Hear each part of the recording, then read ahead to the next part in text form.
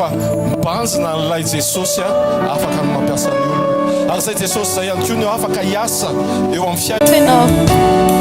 Eto ny fanatrehanao, eto ny fananao mamangy ny fonay Andriamanitra. Fantatray fa eto ianao ary ianao androany dia te hilaza aminay fa te hiseho aminay amin'ilay fomba mbola tsy nahafantaranay ianao hatramin'izay. Vonona ny fonay Andriamanitra andray ianao, sokafanay ho anao ny fonay sy ny fananay Tompo, anaovanao ny sitraponao. Amen. Alleluia. Andriamanitra, Andriamanitra ianao,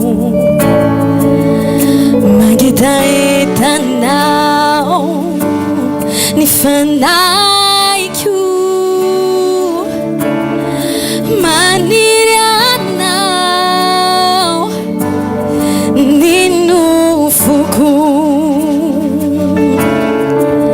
hidro asandrandro anao ny tanako,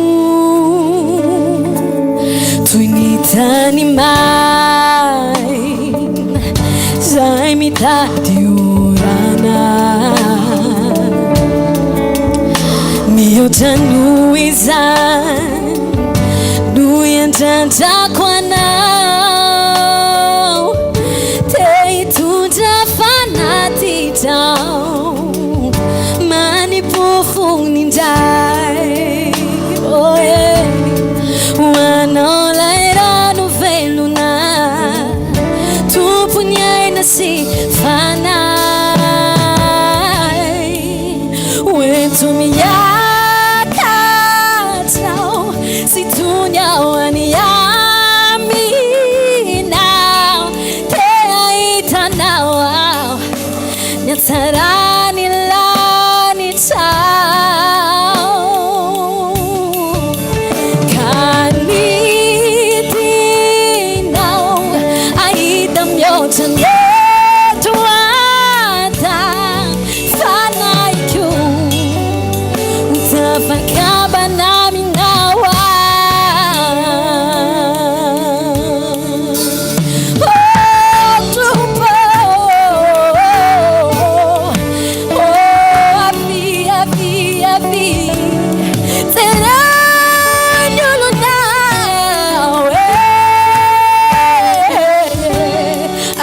ilaza Andriamanitra, Andriamanitra ianao, Andriamanitra ianao, laza amin'ny Jesosy mangetaetanao ny fanayko, mangetaetanao ny fanayko, lazao ihany maniry anao nofoko, maniry anao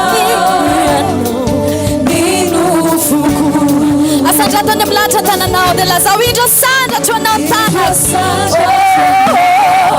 ny tanako, lazao ihany toy ny tany maina zay mitady orana, zay mitady orana, oatra noho izany Tompo, mihoatra noho izany no iandrandrako anao, te hitondra fanatitra ao anaty arivotsika, tondra fanatitra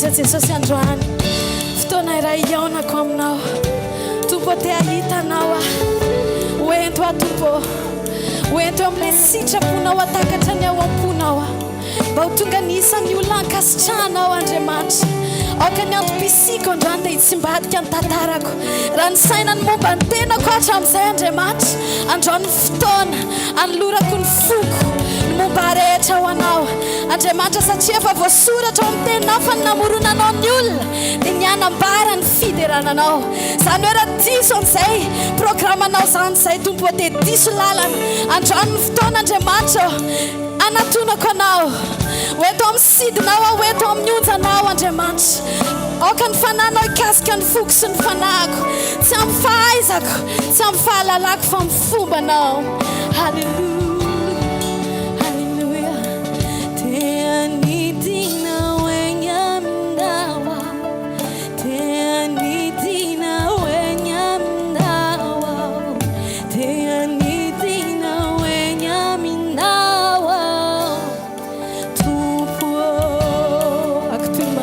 Zazan te anitina wenya minawa te anitina wenya minawa te anitina wenya minawa tuvo mangavena adunun sabatra rehetra te anitina we adunun sabatra rehetra okay no ilaza te anitina wenya minawa tuvo te anitina wenya minawa tupo lasayan te anitina wenya minawa te anitina wenya minawa te anitina wenya minawa tupo okay no ira mafia te anitina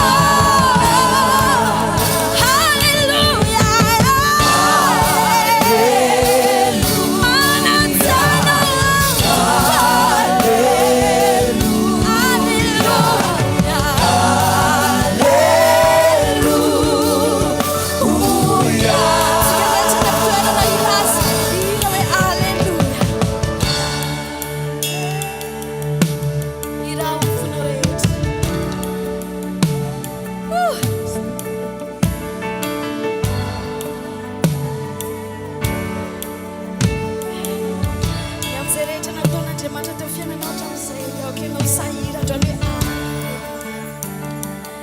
irao mafiagno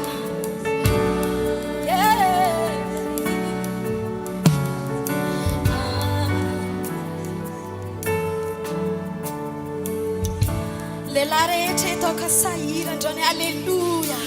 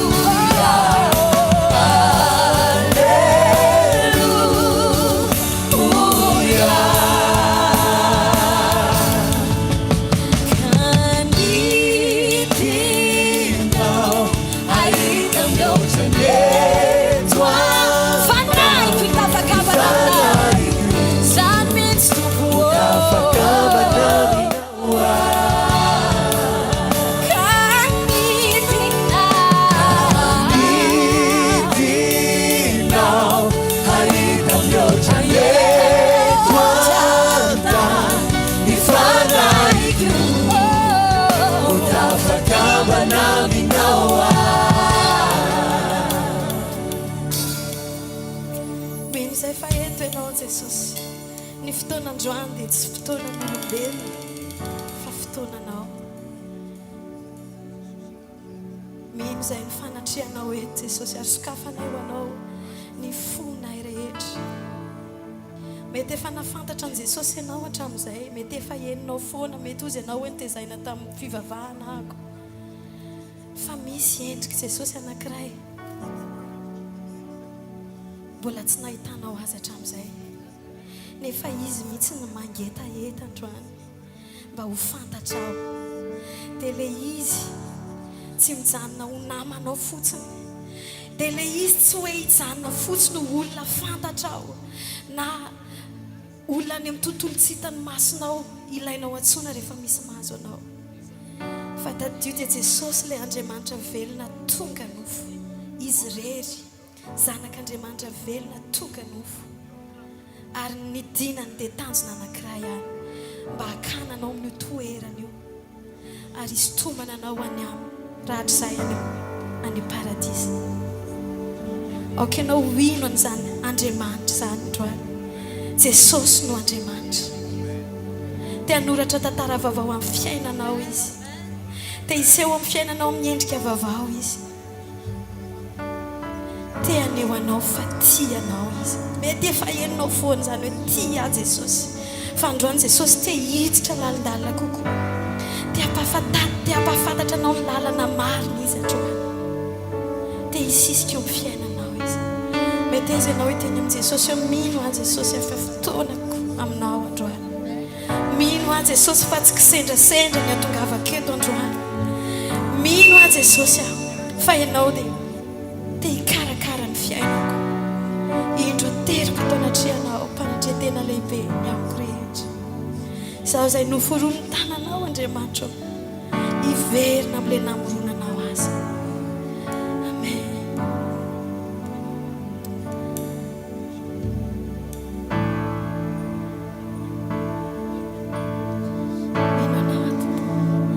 Jesu mino ana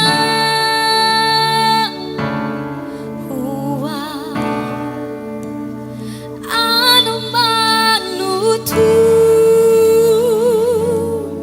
luau nyatu nivelumaku sinyatu niraku Jesu mino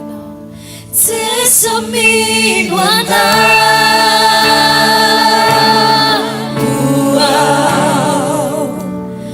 ano manu tu luau nyatu nivelumaku sinyatu niraku. Lazao yani Jesu mino anawa Jesu mino anawa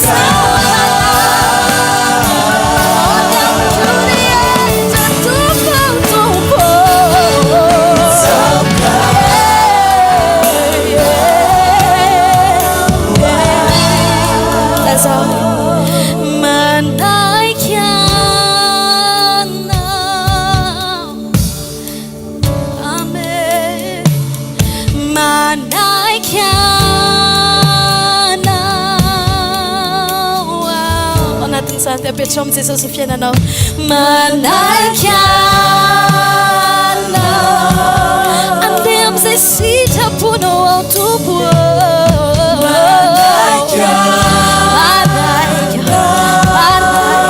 anao manaiky aho manaiky anao tsy izay tiako intsony tsy izay sitrapoko intsony vany anao irery vany anao irery tompo manaiky anao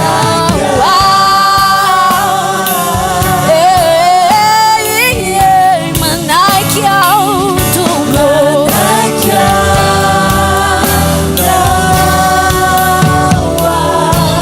Lazao é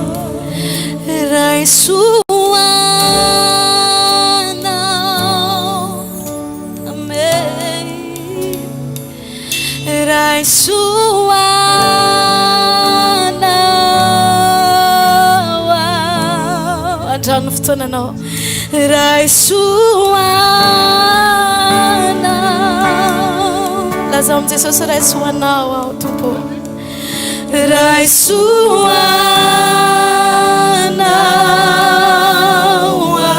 lazao amin'ny fonao rehetra raisoanao raisoanao tsy asiako famety mitsony fany amiko re umeko anao raisoanao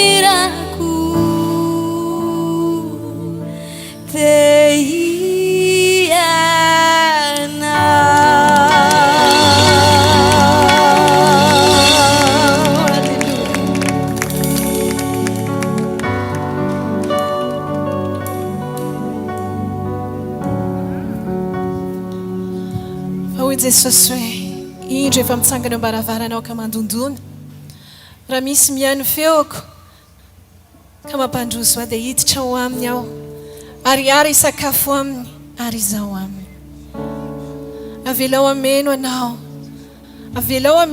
Andriamanitra amin'izao fotoana izao avelao izy hikasika ny fonao avelao izy ameno anao amin'ny fitiavany amin'ny fanatrehany fa izy ilay loharano velona izy ilay fiainana mandrakizay fa ny rano izay omeko azy hozy Jesosy dia rano velona izay boiboika ao aminy ho fiainana mandrakizay fa na masinao aokanao ameno ny tsiraray avy amin'izao fotoana izao aokanenika izao toerana izao ny fanatrehanao fa na masinao aokanenika anay ny fanatrehanao amin'izao fotoana izao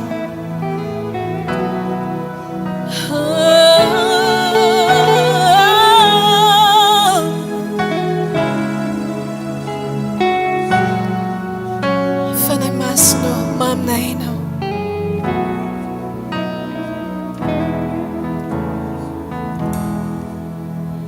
fanay masinao tonga soetianao mandray anao zahay raisony toeranao ianao no andraindrainay milano ny fonay fa maniry mafy ny fanatrehanao fanay masino tonga soetianao mantrayanao zay raisony toeranao ianao no andraindrainay milanao ny fonay fa maniry mafy ny fanatrehanao Ave mamenu tanteraka faetianao si o veno zavachafao afatsianao itundrana fiainanao tompoao anaty kwao fanay masino Mami quincinjanao Ave mamenu tanteraka fanamasno Ave mamenu tanteraka faetianao si ofende afatsianao itundrana fiainanao tompoao anaty kwao fanay masino mami quincinjanao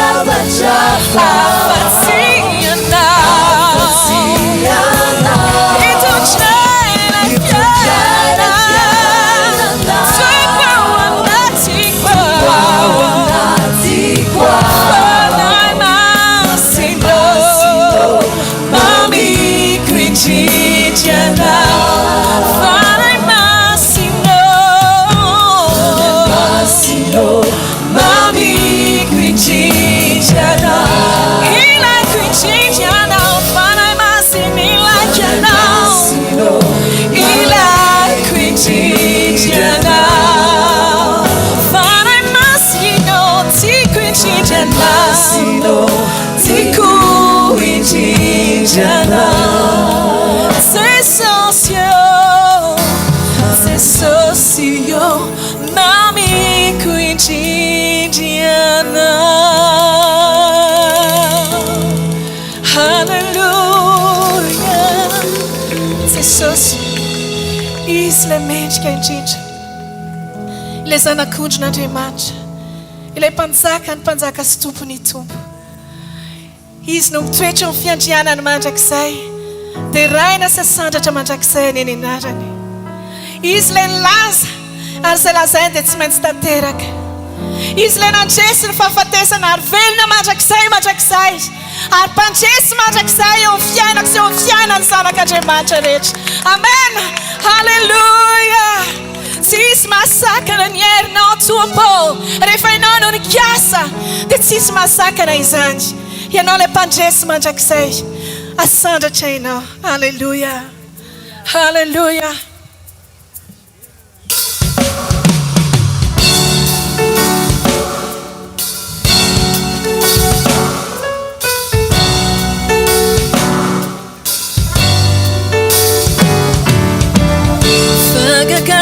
atonao tsy misy zavatra tianao atao miaseto ny endrinao tsy miova ianao mananganato tamin'ny Lazarus renko mifeonao miantsoay ankehitriny natokiao raiko fa ataonao izay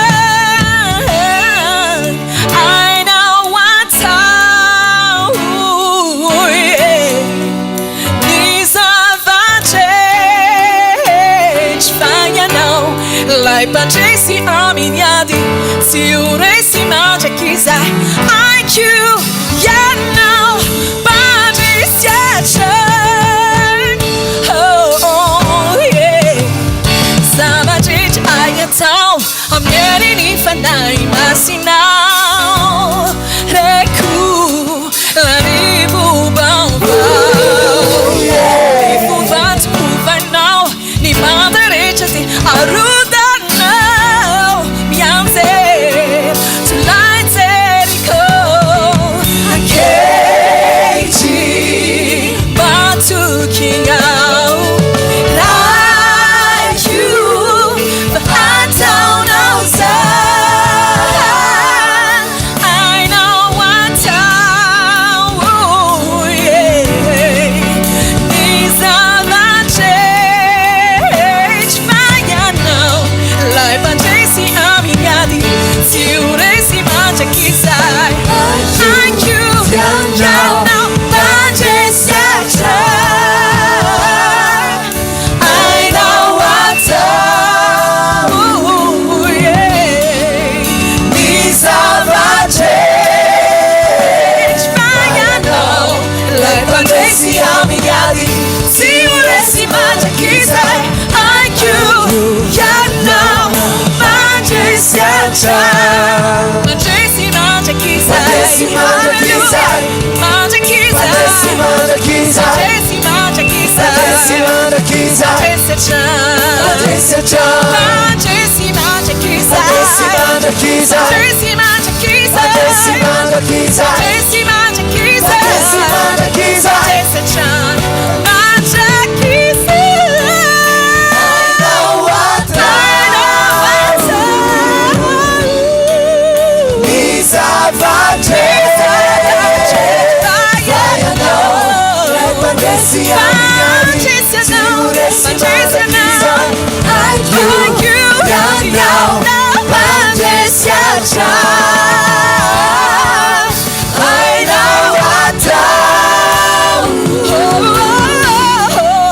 ny zava-drehetra fanyanao lay pandresy amin'ny ady sy ho resy mandraky izay aiku ianao pandresyatra ianao pandresyatra ianao pandresyatra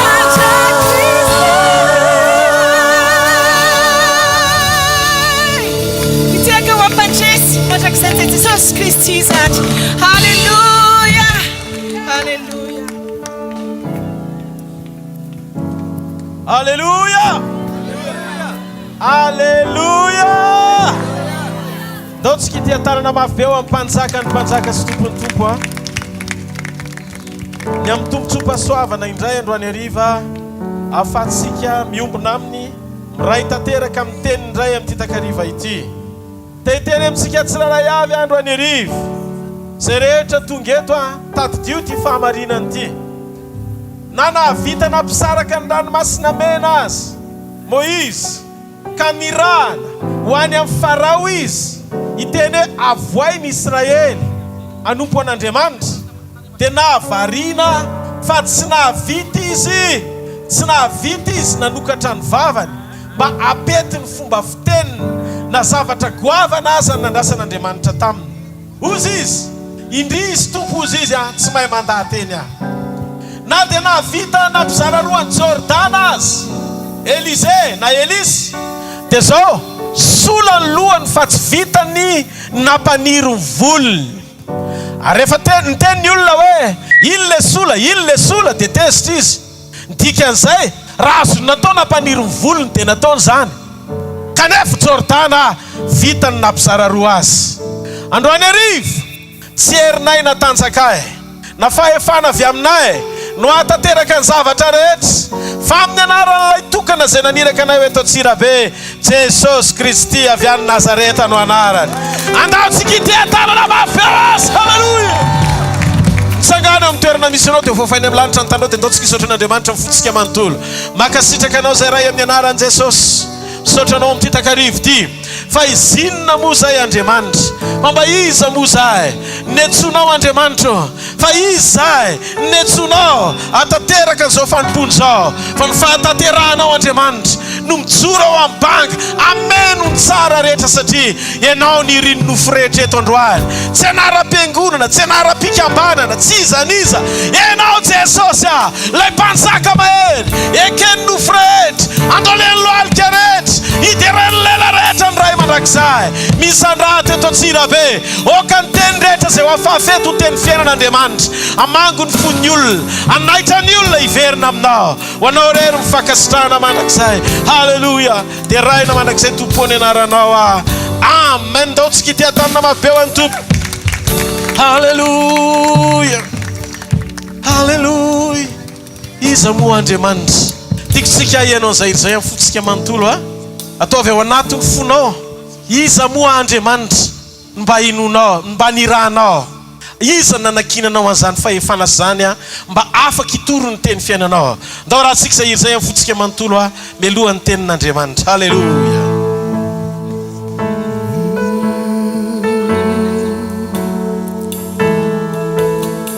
Tsisy olona anankiray mendrika eto amin'izao tontolo izao fa noho ny fitiavan'i Jesosy sy ny fitiavan'i Jesosy anao dia etontsika eto androany. Halleluja.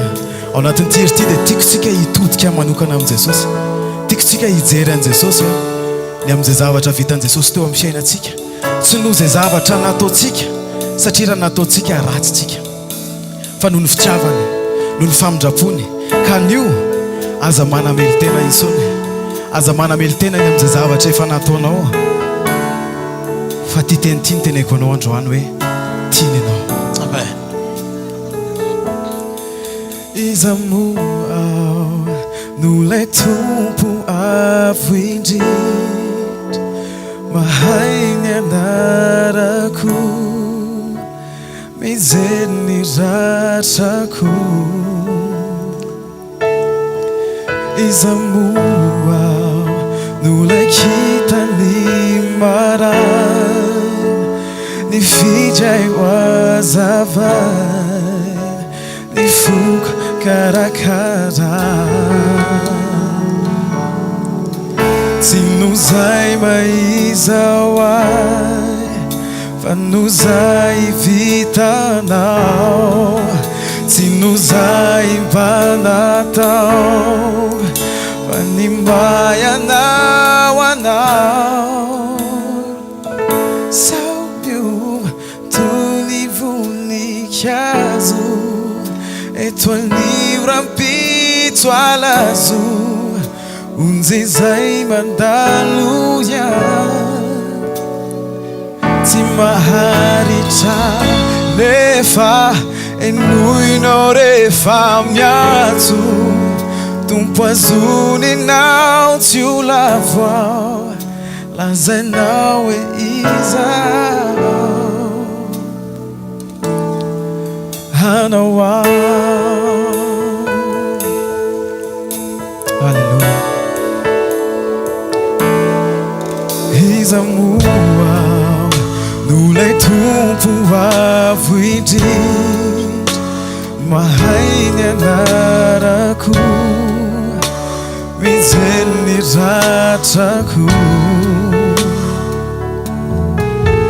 Iza moa lay kitany maraina, wazavay, ny foko karakara.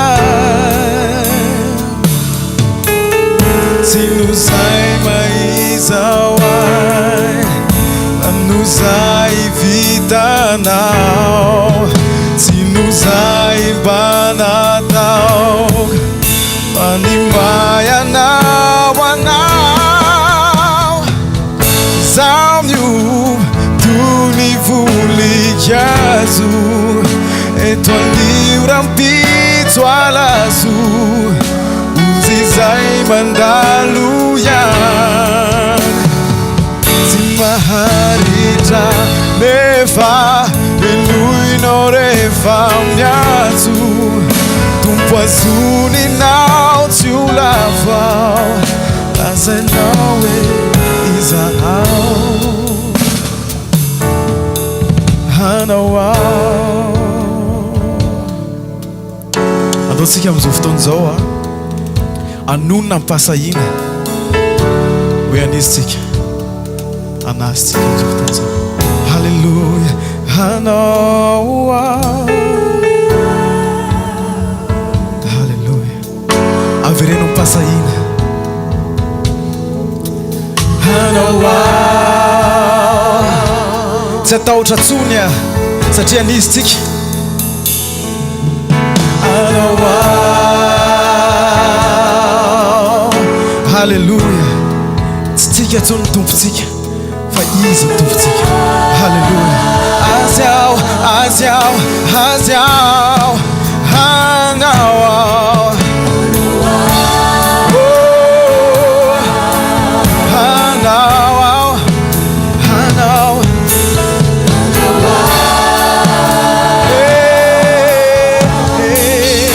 halleluja hanao hanao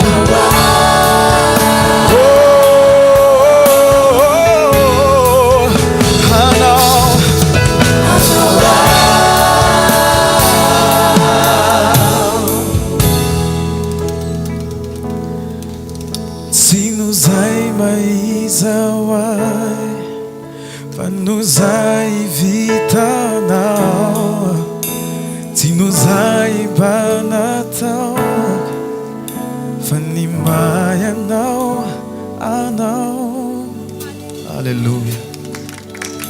Daontsika ity antanana mafy be ho an'Andriamanitra ny fotsika manontolo afofany amin'ny lanitra ny taninao fivavaka tsika ho an'ny teny androany. Andriamanitra raiko raha izary ty teny ty any teny mitondra fiainana, ny teny manova manaisotra zay zavatra tsy nambolenao ao anatin'ny olona satria ny teny dia Andriamanitra. Aoka ny teny zay irahanao Andriamanitra hitondra fanafana, fanovam-piainana, famonjena ho amponin'ny olona, hikasika ny olona tsiray avy amin'ny fanotronanao androany hariva. Dia aoka tsy hisy omemboninahitra fa tsy anaranao rery mandrakizay Jesosy. Misy sandrata manokana amin'ny takarivo ty ho voninahitra ho rery mandrakizay. Mitenena Tompo, miaino zay amin'ny anaran'i Jesosy. Amen. Daontsika ity tanana mafy ho an'Andriamanitra. Iorakoraka ho an'ny tenin'Andriamanitra. Halleluja. Mahazo ho toerana Tompo. Nao ariva dia tondratsika ao anatin'ny fotoana fohy ny hasarobidin'ny fitiavan'Andriamanitra. Ny hasarobidin'ny fitiavan'Andriamanitra. Zara amintsika androany zavatra anankiray. Raha mino ianao ka miaino sy mandray ny teny, dia hozy izy ny tenin'Andriamanitra hoe mana-masina azy na mana-marina azy amin'ny fahamarinana. Fa ny teny zay lazainao ny fahamarinana. Ny fahamarinana tsy avy amin'ny olona mitory, fa avy amin'ny teny zay toriana. Ny olona no hamarinan'Andriamanitra dia zay olona afaka handray an'ilay teny mpahamarinana manaiky ampandroso azy ao aminy mba hahafahan'ilay teny miasa manova azy. Amin'ity takarivo ty fantatro fa tokana ny naniraka na eto. Jesosy Kristy avy any Nazareta ny naniraka na eto. Hozy izy ny Tompo. Misy olona anankiray zay any Antsirabe. Misy olona anankiray zay any Antsirabe. Mangetaeta izy ary io takariva ny rako anareo any Antsirabe io no fotoana amangiko ny fiainany ary inoko fa eto zay olon'izay androany hariva. Halleluja. Tiako sika anaraka ty fahamarinany ty. Raiso ny baibolinao ao amin'ny bokin'ny Apokalipsy 2:29. Tiako ianao anaraka tsara hatramin'ny farany. Fa ny osa sy ny tsy mino, sy ny vetaveta sy ny mpamon'olona sy ny mpijangajanga sy ny mpanahody ratsy sy ny mpanompisampy ary mpandainga rehetra dia anana ny anjarany ao amin'ny farimy rehitrafy sy solofara. Izany ny fahafatesana faharoa. Misy ny atao hoe fahafatesana faharoa, misy ny atao hoe fahafatesana voalohany. Ny fahafatesana voalohany, ny olombelona taranaka Adama rehetra rehefa niodina tamin'Andriamanitra, vovoka ny nanomboany na tsy tokony iverenany aza ny vovoka, dia lasa kora nanomboana tsy maintsy iverenana satria izy Andriamanitra. Vokatry ny tsy fankatoavany nofo an'Andriamanitra dia iverina amin'ilay akora niaingany teo aloha izy, vovoka ny etomboany ary tsy maintsy vovoka ny farany. Io fahafatesana voalohany io tsy fanaperana, fa misy fahafatesana faharoa izay tena fanaperana. Na hodin'ny olona tsy fantatra azy dia tsy maintsy iainan'ny olona ary surprise aorian'ny fahafatesana raha tsy mandray fanapahan-kevitra dia ny ety ambony tany ny olona andray an' Jesosy sy ino an' Jesosy ary anaraka an' Jesosy. Io le atao hoe fahaverezana mandrakizay. Mahagaga riavana ny olona rehefa ao anatin'ny tanjaka, ao anatin'ny hery, ao anatin'ny fahasalamana, ao anatin'ny vola, indrindrindrindra mety daholo ny zavatra rehetra, dia ohatry ny manadiny fandray androany hiala eto an-tany izy. Ary ty atao hoe fiainana voafetry ny fotoana eto an-tany ty, zara raha misy 20 taona raha faran'izay lehibe indrindra. Ary ny olona mahatratra zany fotoana zany efa tsy te hiaina, efa te hody satria antitra loatra. Dia tadidio, io fe-potoana fohy eto ambonin'ny tany io no ijerevan'Andriamanitra sy ananganan'Andriamanitra antsika ary miankina amin'ny fanapahan-kevitsika mandritra ny fotoana fohy io no hamaritra ny mandrakizay antsika rehefa hiala eto ambonin'ny tany isika. Mahavariana fisakiny misy lasa dia itomanina izay tsy lasa, kanefa le tsy lasa ny tomany mbola itomanina koa rapitso. Ny dikan'izay tsy fanaperany ty tany ty. Zany nandrahan'Andriamanitra anay, na tanora ianao na antitra, na salatsalany ianao, izay mety ho taonanao dia taonanao. Fa nandritra an'ireny Covid-19 ireny teto Madagasikara dia fantatrao fa mety nisy olona fantatrao teo akaiky ny fonao nefa tsy hoantsony izy androany diky. Na tianao na tsy tianao, tsy toetreto ianao mandrakizay fa tany lalovany ty tany ty. Ary raha hiala eto tany ianao, baraingo ho aizany mandrakizay ianao. Ozy izy Jesosy rehefa rava teo amin'ny nofo ny fanekena, atonga ny olona tsy ho faty ny famoronana azy voalohany, rava ny ota zany fiainana zany, nanjary nandova fahafatesana ny olona rehefa tafiditra ny fahotana. Dia ozy izy Andriamanitra, malahelo ny olona satria rehefa niala Andriamanitra dia miverina ho toy ny biby ny olombelona. Lasa miaina tahaka ny biby, mandalo, mety maty, mety miala eto amin'ity tany ity. Fa vokatry ny fitiavan'Andriamanitra dia niasa sain'Andriamanitra te hamonjy ny olona. Ny problema ny Adama sy ny taranany dia ny fialan'Andriamanitra teo amin'ny olona sy taranaki Adama teo amin'ny nofo, vokatry ny tsy fankatoavana an'Andriamanitra. Dia Andriamanitra nahatsapa hoe very ny olona, tia antsika loatra Jesosy. Dia zay ny mahatonga an'Andriamanitra nandefa ny Jesosy, nalefa ny zanany lahatokana mba tsy ho very zay rehetra mino azy, fanana fiainana mandrakizay. Nahatongavan'i Jesosy tsy fanasitranana, nahatongavan'i Jesosy tsy vahaolana, nahatongavan'i Jesosy tsy fahagagana, nahatongavan'i Jesosy tsy ahatonganao anakarena na ny fiain'ny farim-piainanao hiakatra manokana, fa nahatongavan'i Jesosy teto ambony tany problema na fiainana very ho averina amin'ny laoniny tsy maharety eka ao an'Andriamanitra. Tiako fantatrao fa tsy hoe tsisy fahagagana rehefa avy eo, fa aza maiky aloha andeha ho any amin'ny fahagagana, aza misaoty makany amin'ny fahagagana aloha, eno tsara ny zavatra zaraina mba hahafahanao tena iona amin'Andriamanitra marina androany hariva. Tiako renao ty fahamarinana anankiray ity, nanomboka tany Adama rehefa tafiditra tany amin'ny Genesis, ny taranaki Adama rehefa tafiditra ny ota dia nandova fahafatesana ny olona. Tamin'izany nisy menarana tao Edena napiresaka ny Eva amin'ny Genesis 3. Aiva reka tsy azonareo hinanana ny azo afovoan'ny say dia ozy izy Eva, tsy navelon'Andriamanitra hinananay mihitsy ny azo fahalalana ny tsara sy ny ratsy satria raha vao mihinana an'io ony zay dia ho faty. Tsy ho faty zany nareo, mampiresaka kely izy. Fa raha hinananareo dia hitovy amin'Andriamanitra. Dia nanandra ny Eva dia nomeny Adama, dia tafiditra ny fahafatesana satria adin'ny olona ny tenin'Andriamanitra taminy hoe raha hinananareo ny azo fahalalana ny tsara sy ny ratsy dia ho faty tokoa ianareo. Vokatr'izay dia zao ny problema teto ambonin'ny tany voalohany, tsy hoe aretina sitranina na fahagagana na olana vahana, fa problema na fiainana very, lasa very ny fiainan'Andriamanitra teo amin'ny olona, dia nandova fahafatesana ny olombelona. Tiako ianao anaraka tsara. Rehefa tonga indray Mosesy, dia mbola nitrangy io problème io. Ozy izy Andriamanitra tamin'ny Mosesy, dia nimenina ny olona, monomonina ny olona satria misy filana tsy tanteraka. Ary vokatra eo boky Nomery dia nandefa menarana Andriamanitra, menarana mahafaty. Io le menarana izay nampinana ny Eva azo fahalalana ny tsara sy ny ratsy. Tamin'ny voalohany, le menarana nampinana azy zavatra hafa, hazo nohaniny mba ampidirina programa mpahafatesana ao amin'ny olona. Fa ao boky Nomery ry havana, zao ny zavatra nitranga. Le menarana tsy nampinana ny olona hazo fahalalana ny tsara sy ny ratsy tsony, fa nampiampita ny pozina tao anatin'ny olona rehefa nanaikitra ny olona amin'ny menarana, satria misy venin ao anatin'ny menarana na pozina mahafaty, dia zay kekeriny le menarana rehetra dia maty. Dia ozy izy ny olona tamin'ny Mosesy. Naona hoe hojerentsika kely zay teny zay. Hojerentsika kely zay teny zay amin'ny boky Nomery. Ovakiko vetivety fotsiny le teny ao amin'ny boky Nomery. Ao vetsika. Nomery toko faraiky amin'ny roapolo vetivety. Nomery toko faraiky amin'ny roapolo. Ny andininy fahafito ka hatramin'ny andininy fahasivy. Dia nakeo amin'ny Mosesy ny olona ka nanao hoe, efa nanoty izahay fa efa niteny sy nanometsiny an Jehova sy ianao. Ifony amin'ny Jehova izahay mba hanesorany menarana aminay.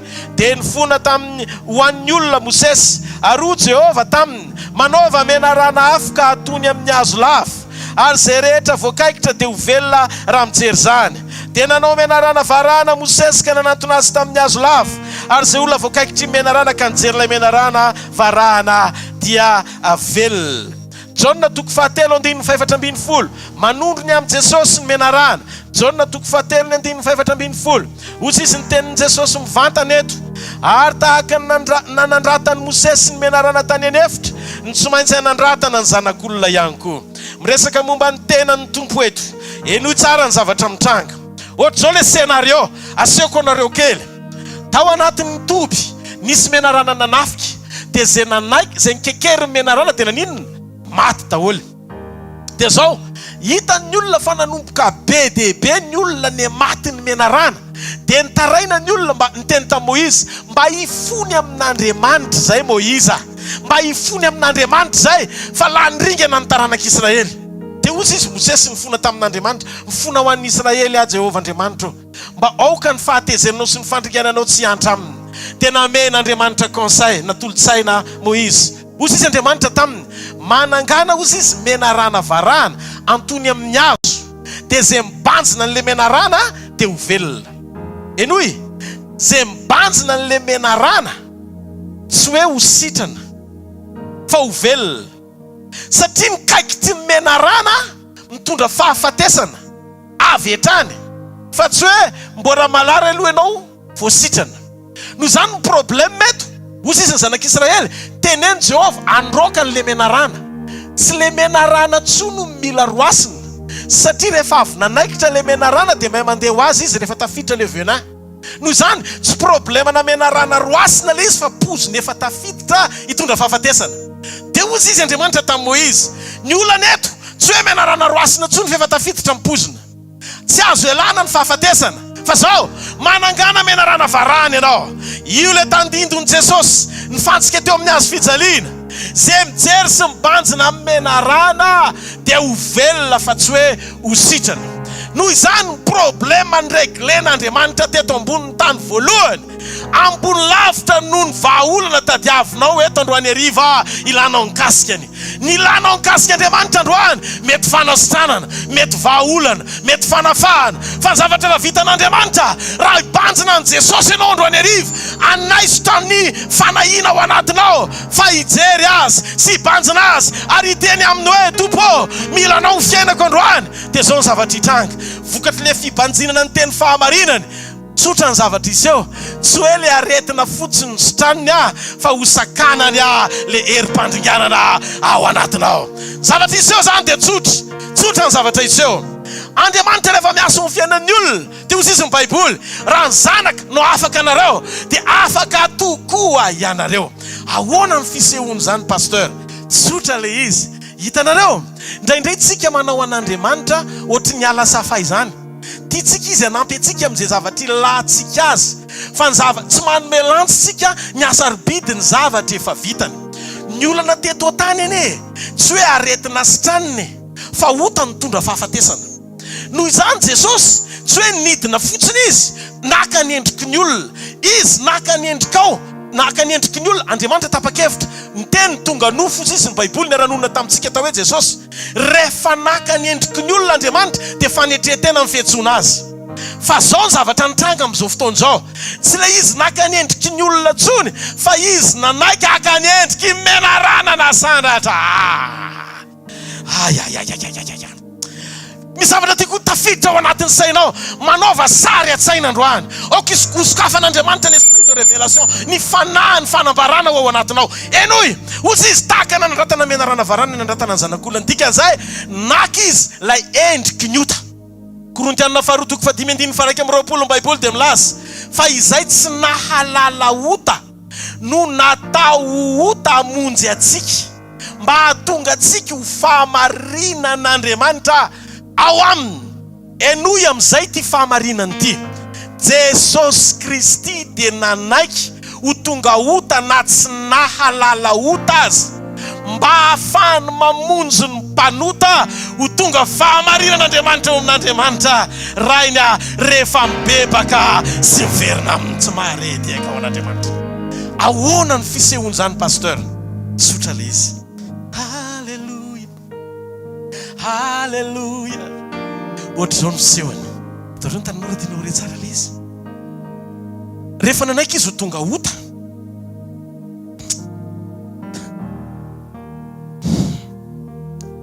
tao amin'ny testamenta taloha Andriamanitra tsy mahazaka ota. Fa rehefa nanaiky Andriamanitra ny ho tonga olona naka ny toeran'ny mpanota sy nanaiky ho tonga ota, dia tsy misy fahotana vitanao ka nakana n'Andriamanitra tsy tonga eo aminao amonjy anao raha hiverina aminy. Taloha tsy afaka manantona n'Andriamanitra mihitsy ny olona mpanota. Fa rehefa maty Jesosy, nidiny izy tongolombelona naka ny endriky menarana dia tadidio zay endriky ny ota faran'izay ratsy indrindra vitanao. Dia tadidio raha mbola manam-pofinainy ianao amin'ity takarivo ty, tiako ny milaza aminao, mela fotsiny ao anaty fahotana, aza mitoetra ho iza mpanota tsony, aza miaina ao anaty tsy fahamasinana itsony, mandehana amin'ny fahamarinan'Andriamanitra. Oka Andriamanitra hita fony olona tena verina aminy androany, fa ny zavatra hitanga androany arivo tsy hoe enao akory ny ratsy indrindra ka tsy vitan'Andriamanitra ny amelanao. Fa na inona endriky ny faratsiana nenanao hatramin'izay, ny rahan'izay hitondra ny titenty androany arivo. Misy zanako Rodolpha any Antsirabe, misy zanako reto any Antsirabe, mandehana torio amin'ny aro renesy ny sofiny zao. Betsaka nefa nanilika azy, maro ny lazy fa tsy isy ilana azy tsony izy, maro nefa manondromolotra fa mamindrongony, mpifoka drogue na sigara efa milo faty sy voafatotra zany. Betsaka ny varina mijangajanga mandany vola makarena amin'ny zavatra tsy mampandroso. Fosy Andriamanitra, reny olon-dreny mihitsy ny nandrako anao any. Lazao fa marary-pity azy lazao fa tsy manilika azy lazao fa tsy manosy botanana azy fa izy no antony nahafatesako. Halleluja, halleluja. Zany natonga an'Andriamanitra. Testamenta taloha naniraka mpaminany Andriamanitra. Testamenta taloha naniraka mpisoron'Andriamanitra. Testamenta taloha nanositra mpanjaka Andriamanitra. Testamenta vaovao tsy naniraka mpaminany izy, tsy naniraka evangelista izy, tsy naniraka paster izy, tsy naniraka mpampianatra izy, fa naniraka apôstôly izy. Inona ny dikany? Tsy hoe foana akory ny mpaminany, tsy hoe tsisy ny evangelista, tsy hoe rava tsisy soa ny mpampianatra, na tsisy koa ny asa fanimpona toy ny hoe mpiandry. Tsy hoe reo ministera 10 no mifoanan'Andriamanitra. Misy reo fa fahasoavana mampiavaka anao amin'izay antom-pisina ny raha nanao fotsiny. Zany mahatonga an'Andriamanitra tsy naniraka andreo manokana ary dia naniraka mpaminany izy fa ny 12 apôstôly ny fiantsoana azy. Inona ny dikany? Mihaino ve tsika azoko azavaina ve zao ny dikany, zao ny antony. Tsy tian'Andriamanitra ho andevozy ny fahasoavana ny olona ka anendry tena sy joro eo amin'ilay asa fanompona sy le titra omen'Andriamanitra azy. Vakeo ny Baiboly fa Jesosy naniraka apôstôly. Dikany hoe apôstôly amin'ny teny Grika apôstôlos. Zany hoe rehefa naniraka amin'ny Pilato ohatra Herôda dia naniraka azy ho any amin'ny tanin'Israely anapaka sy hitondra ny fanjakan'ny Roma any Israely. Dia ny dikan'izay zay no natonga ny tanin'Israely sy ny Jiosy lasa ny zanahany Romanina tamin'ny fotoanany, satria teo ambany fahefana sy fanapahana gouverneur. Ndiky fa rehefa naniraka olona izy ny apôstôly ny Herôda zao dia Pilato. Ataovindreo tsara ny tanan'izay miaina. Midika ny hoe apôstôlos raha dika dia zao hoe iraka na ambassadeur mahasolo an'ilay firenena any amin'izay firenena na anendrena azy.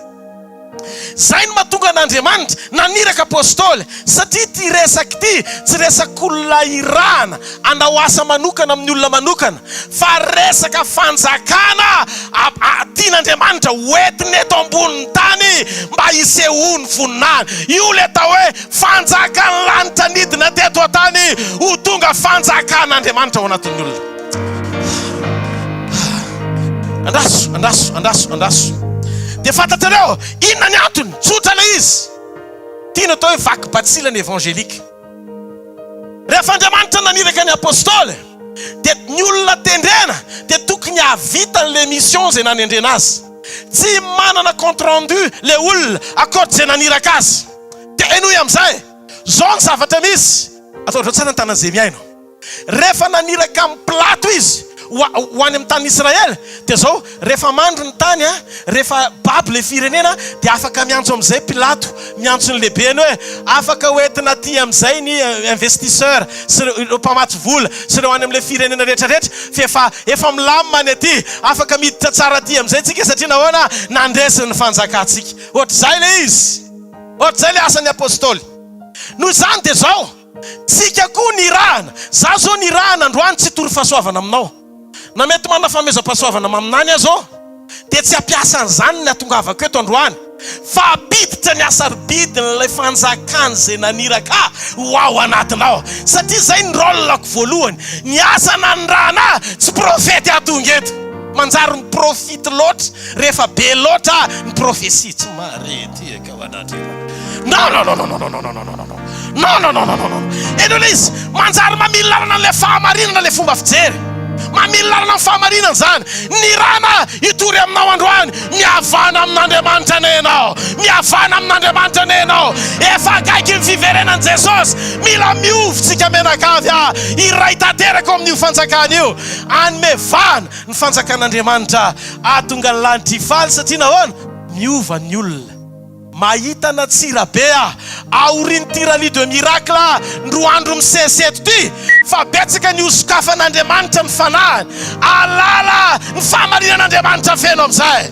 Andeha ao amin'ny sitrapony ary anomana ny fiverenan'ny mpapakatra tsy maharety eka ho an'ny tompo. Halleluja. Ahoana ny fisehony? Halleluja. Halleluja. Halleluja. Zany mahatonga ny tompo ny fahotana ny faratsiana faratapiny. Zany mahatonga ny famonjenantsika mba hahatonga ny tompo nidina ho tonga nofo anaisotra antsika amin'ilay problema amin'ny fahotana. Iverina amin'izay mba ho fahatsarana tanteraka araka ny sitrapony amin'ny mahafaratapony famonjena, ametraka ny fahatsarana faratapony famonjena. Enoy tadidio ny zavatra tian'Andriamanitra hovahana androany tsy problema na fanasitranana fa problema na fahafatesana. Le fahafatesana faharovakiko teo mandrak'izay ny ainan'ny olona le izy rehefa tsy mibebaka ny olona. Aran'io Jesosy eto izy ikarakaranao amin'ireo lafiny anankiroa reo. Na tsy tena ataontsika hoe vahaolana faratapony fanasitranana dia hositraniny ihany ianao rehefa avy eo. Somary teka ao an'Andriamanitra. Na tsy vahaolana faratapony ara fahagagana vita n'Andriamanitra zany, fa ty misy zavatra tiako tafiditra ao am-ponao melohan'ny fotoana esan'Andriamanitra eo amin'ny fiainanao. Ozy izy Davida mpanjaka zay mamela ny elokao rehetra sy manasitrana ny aretinao rehetra. Ny mamaky an'Andriamanitra ny ahatonga anao voavela heloka aloha vo anasitrana anao. Noho izany ny famelan-keloka dia tsy nomen'Andriamanitra ho an'ny olona tsy niaiky ny fahotany, tsy nandray an Jesosy. Fa ny famelan-keloka dia omen'Andriamanitra ho an'ny olona tonga saina tena mibebaka amin'Andriamanitra marina. Rehefa miombona amin'Andriamanitra ra-panahy ianao, manaisotra ny faharatsiana rehetra eo amin'ny fiainanao mba ho levon'ny rahan Jesosy, miasa eo aminao ny famelan-keloka, mora kely androany hariva manasitrana anao. Ary le izy tsy olombelona no ampiasain'Andriamanitra, fa miteny fotsiny Andriamanitra manao amen ianao, ao anaty vavaka tonga dia mitranga le mirakla. Tsy maharety eka ao an'Andriamanitra. Le izy tsy tanjona fanaperana le izy. Tsy fanaperana manjoanao, tenenao kaikanao tsy fanaperana io manjoanao io satria ny problema faratapiny hoe tokony hovahana androany dia ny fahotana hoe rehefa afaka amin'ny io tenao hoe nitsoka ho azy ny fahafatesana. Amen, alleluia. Ka ny famelan-keloka dia mbola lavitra noho ny fanasitanana, satria voavela heloka aloha vo sitraniny ianao. Jesosy tsy hoe nanolo tena hamonjy ianao nanaiky ho faty ho amin'ny tanjona apakatra ny fiainanao na ampahatsara anao bebe kokoa mba hiakarany nofonao ho salama tsara, fa tonga izy nanaiky ho faty aloha hamonjy ny ainao zay very. Zay mahatonga ny Baiboly milaza zay tsy niaro ny zanany lahy tokana fa maty hamonjy antsika izy, tsy omeny mamampiora miaraka amin'izay koa ny zavatra rehetra. Dikan'izay ny tanjona tsy zavatra rehetra fa ny tanjona ianao tafaray amin'Andriamanitra. Dia tadidio tsara, Andriamanitra rehefa mamonjy dia ohatr'izao ny fisehony. Misy te andreny ty fahamarinany ty ve? Anome ohatra vitsivitsy ianao amin'izay anananao antoka eo amin'ny toerana misy ianao io hoe ohatry ny ahoana ny fomba hitrangan'le izy eo amin'ny fiainako. Tenenao kaikanao, ohatry ny ahoana ary nitrangan'le izy eo amin'ny fiainako hoe tenena. Okay, misy te andreny zay ve? Mba taovatr'izao ny taninao raha tianao rele izy, mitiafa mafy be an'Andriamanitra fozaraiko ary le izy. Ohatr'izao le izy ao amin'ny boky Marka toko 5 ny 9 ka hatramin'ny 9 dia nisy tantaran'olona anankiray novonjeny Jesosy izy io fa adala io rangahy io. Izy demoniaka, legiona ny tao aminy, efa mitety tena nasiana vy, andraso azavaiko tsara le izy dia ho hitanao amin'izay hoe ohatry ny ahoana ny fisehon'le izy. Ny 9 ka hatramin'ny 9 vetivety amin'ny anaran'i Jesosy. Ary tonga teny ampitany ranomasina tao amin'ny tanin'ny Geraseny izy ireo, natao hoe Gadarena koa.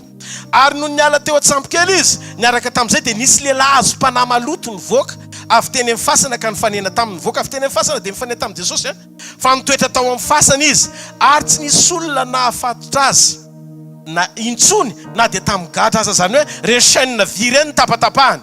Fa efa nafatony matetika amin'ny gadra na ny tanany na ny tongony, nefa ny gadra tamin'ny tanany tapahany ary ny gadra tamin'ny tongony totoroniny ka tsy nisy olona nahafolaka azy, zany hoe tsy vitan'olona tsony. Ary mandrakariva na andro na alina dia nitoetra teny amin'ny fasana sy teny atendrombohitra izy, ka ny nananana sady nitety tena tamin'ny vato, zany hoe sady mitabataba izy no nitety tena amin'ny vato. Dia zao ny zavatra mitranga, niteny ny ten'Andriamanitra eto. Fa noho nahitany Jesosy teny lavitra eny izy, zany hoe vao hitany Jesosy hoe iny tamin'ny lavitra any, dia zao ny zavatra niseho, niazakazaka izy dia nikoaka teo anatrehany. Zany hoe faible le devoly vao nahitany Jesosy. Sady niantso tamin'ny feo mahery nanao hoe ozy izy hoe inona zavatra niteneny sy nilazainy? Moa mifaninona akory zasy ianao, ry Jesosy Kristy, zanaky Davida, zanaky ny avo indrindra, ampianianiko amin'Andriamanitra ianao, aza mampijaly ahy. Satria Jesosy efa nanao taminy hoe mivoa amin'ity lehilahy ty ary fanahy maloto. Dia nanontany azy Jesosy, iza moa no anaranao? Ary ozy izy, namaly hoe legiona no anarako satria maro zahay. Ary mifona mafy taminy izy mba tsy horoahany ala eo amin'izany tany zany. Ary nisy kisoa maro andihany indray nandrasana teny akaiky ny tendrombohitra. Ary mifona tamin'ireo ka nanao hoe alefa azo zay ho any anaty kisoa mba hiditra any aminy. Dia nekeny Jesosy zany le fanahy maloto rehefa mivoaka dia niditra tao anatin'ny kisoa. Ary ireo kisoa andihan'ireo nitratrevatrevo any amin'ny antsana ho any an-dranomasina, tokony ho arivo no isany na dia maty tany amin'ny ranomasina azy izy. Ary mpiandry azy dia nandositra ka nilaza teo an-tanàna teny an-tsaha, dia nandeha ny olona mba hizaha izany zavatra izany. Ary tonga tany amin'ny Jesosy izy ka nahitan'le demoniaka le nitety tena teo zay nisy legiona teo, fa indro izy mipetraka amin'ny tafy lamba sady arisaina somatsara karaha tahotra ny olona. Ary zay efa nahita dia nilaza tamin'ny olona zay nataony tamin'ilay demoniaka sy ny amin'ny kisoa. Ary mifona tamin'i Jesosy izy mba hialany taminy. Ary rehefa niondrana teo an-tsampokely Jesosy dia nangataka le demoniaka sitrana zany mba tena hoe za koa naraka anao. Nefa tsy navelan'i Jesosy izy fa hoy izy taminy, mody ihany any an-tranonao ozy izy amin'ny havanao, ka lazao aminy zay zavatra lehibe nataon'ny tompo taminao sy nandrany fo taminao. dia nandeha izy ka nitory tany Décapolis zay zavatra lehibe efa nataon'i Jesosy taminy ka dia gaga ny olona. Enoy amin'izay etsika mila mailo tsara amin'izay anaraka amin'ny atsipriany le zavatra mitranga. Ty tantara ty dia manomboka manambara amintsika mamelombolo atsika amin'ny ty takarivo ty zay mandre ny fahaiza manaon'i Jesosy manova fiainana. Fantatsika tsara fa matotsika rehefa tonga eto dia tadio samy minotsika hoe mpanova fiainan'i Jesosy ositraniny azo androany hokasiany fiainako sy ny sisa. Ary eto ty tantara ty dia maneho amintsika amin'ny Baiboly hoe atraiza ny fahefan'i Jesosy manasitrana sy manafaka olona anankiray amin'ny Andriamanitra tsy toa azy. Ny tanga eo amin'ity olona voafatotra ity dia sarotra vahana. Tsy misy antenaina intsony satria na niavany aza efa nanilika sy nandroaka azy. Zay ny natonga azy nonona tany am-pasana satria tsy laitra fa sady mamonina sy chaîne le vy be reny aza tapaka rehefa mietsika ny aromotany. Efa nanao zay azony nataony olona fa tsisy naombona ray azy. Ary le marika toko 10:4-5 teo ny gada vy nompiteny efa nanomboka nitetitena tamin'ny vato izy, zany hoe tiany devoly vonono izy. Tsy nitoetra tao an-tanàna ntsony izy, tsy afaka mipetraka tao an-trano ntsony le lehilahy. Na raha nanambady izy dia efa tsy tao an-tranombady amanjana ntsony fa efa nanary tena ho isan'ny olona maty fahavelona, zany hoe any am-pasana sisa izy no mitonatona ohatrany hoe andevoteny zany. Misy fotoana azy atosiky ny devolo any anefitra ty lehilahy ty. Efa nampamonoa ny devolo tena matetika rano marina fa mbola velona ina soamantsara ihany. Ny tao amin'ity lehilahy ty tsy devoly anankiray fa légion midiky devoly amanaliny maro ny tao. Zany mahatonga amin'ny fiarahamonina nanilika azy satria fahafambaraka ny fisiny.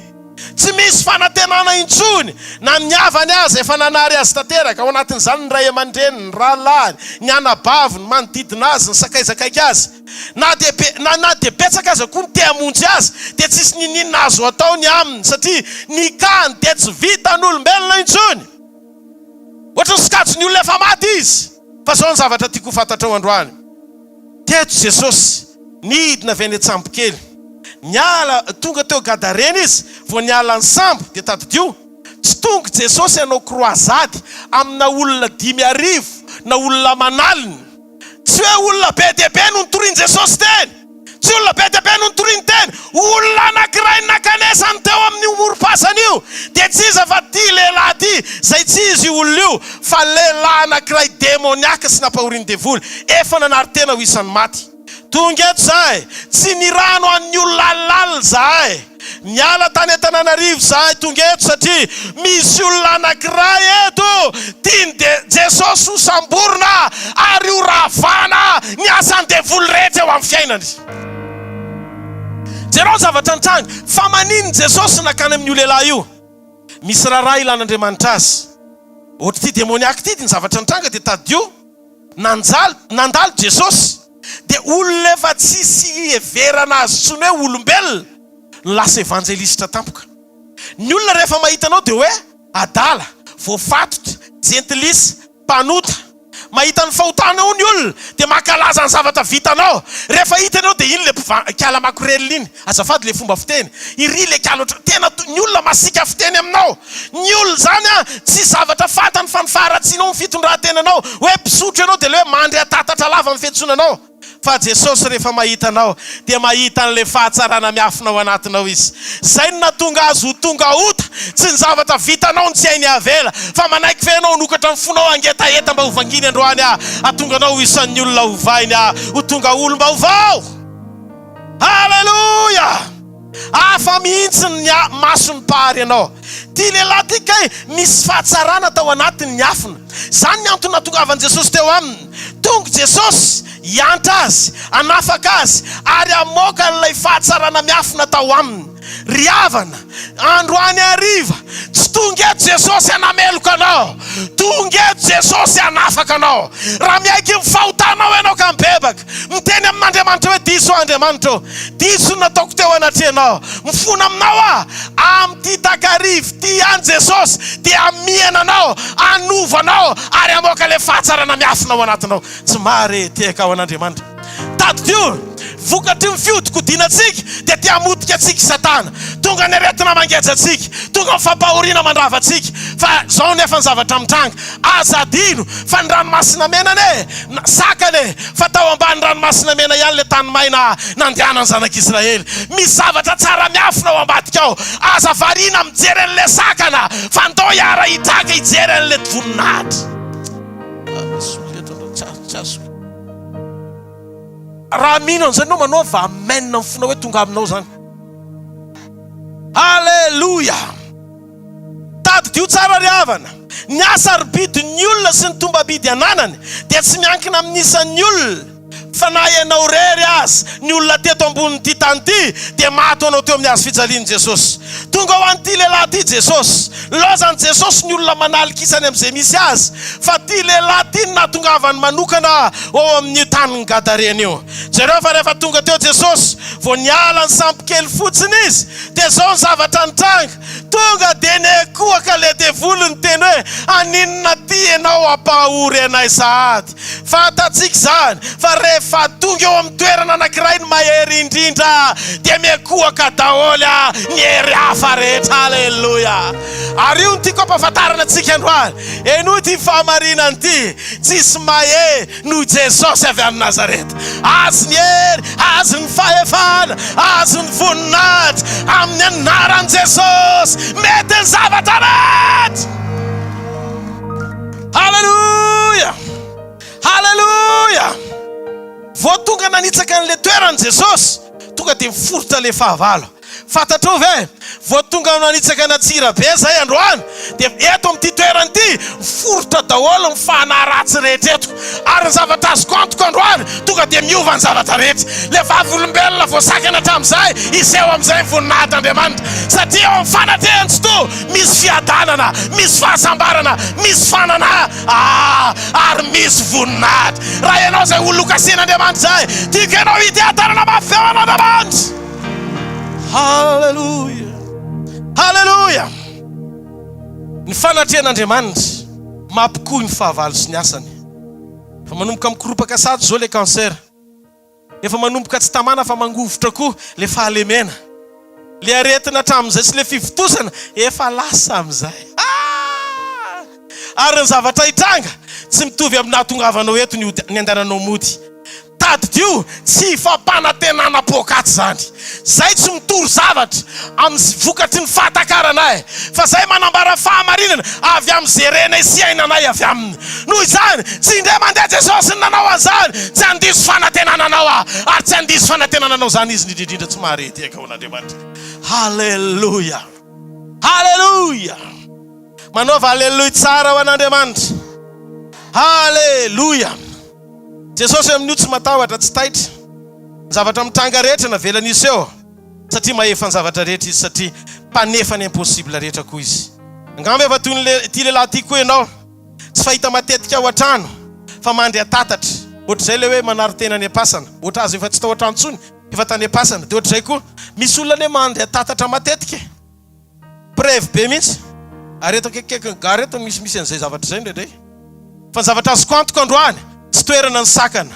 Fa zay olona rehetra mijoroka manokatra amin'ny fony tsy tonga ikondannenao Andriamanitra, tsy tonga aneo faratsianao Andriamanitra. Zara tsy lavitra noho ianao fa rehefa neona tamin'ny novain'Andriamanitra ihany koa. Noho izany tsy afaka hiteny aminao hoe impossible amin'ny fiovanao satria raha ny raha tsy vitako aza amin'ny rano fotamiko afaka miteny tsara hoe afaka miova malalaka tsara ianao androany hariva satria tsy impossible ankahanao tsy maharety eka ho an'Andriamanitra.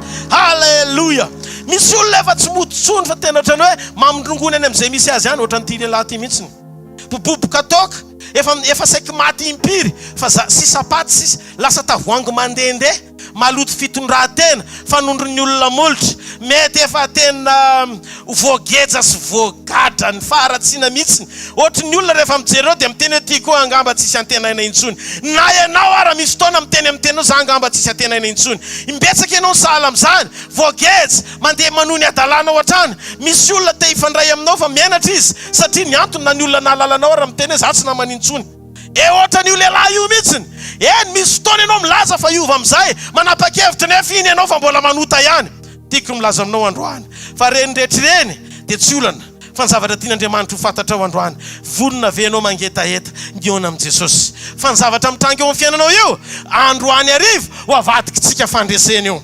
Ny antony dia tsotra, tsy tonga Jesosy raha ohatra ka mety ny nataonao, fa ny antony natongavany anovany tsy mety rehetra eo amin'ny fiainanao.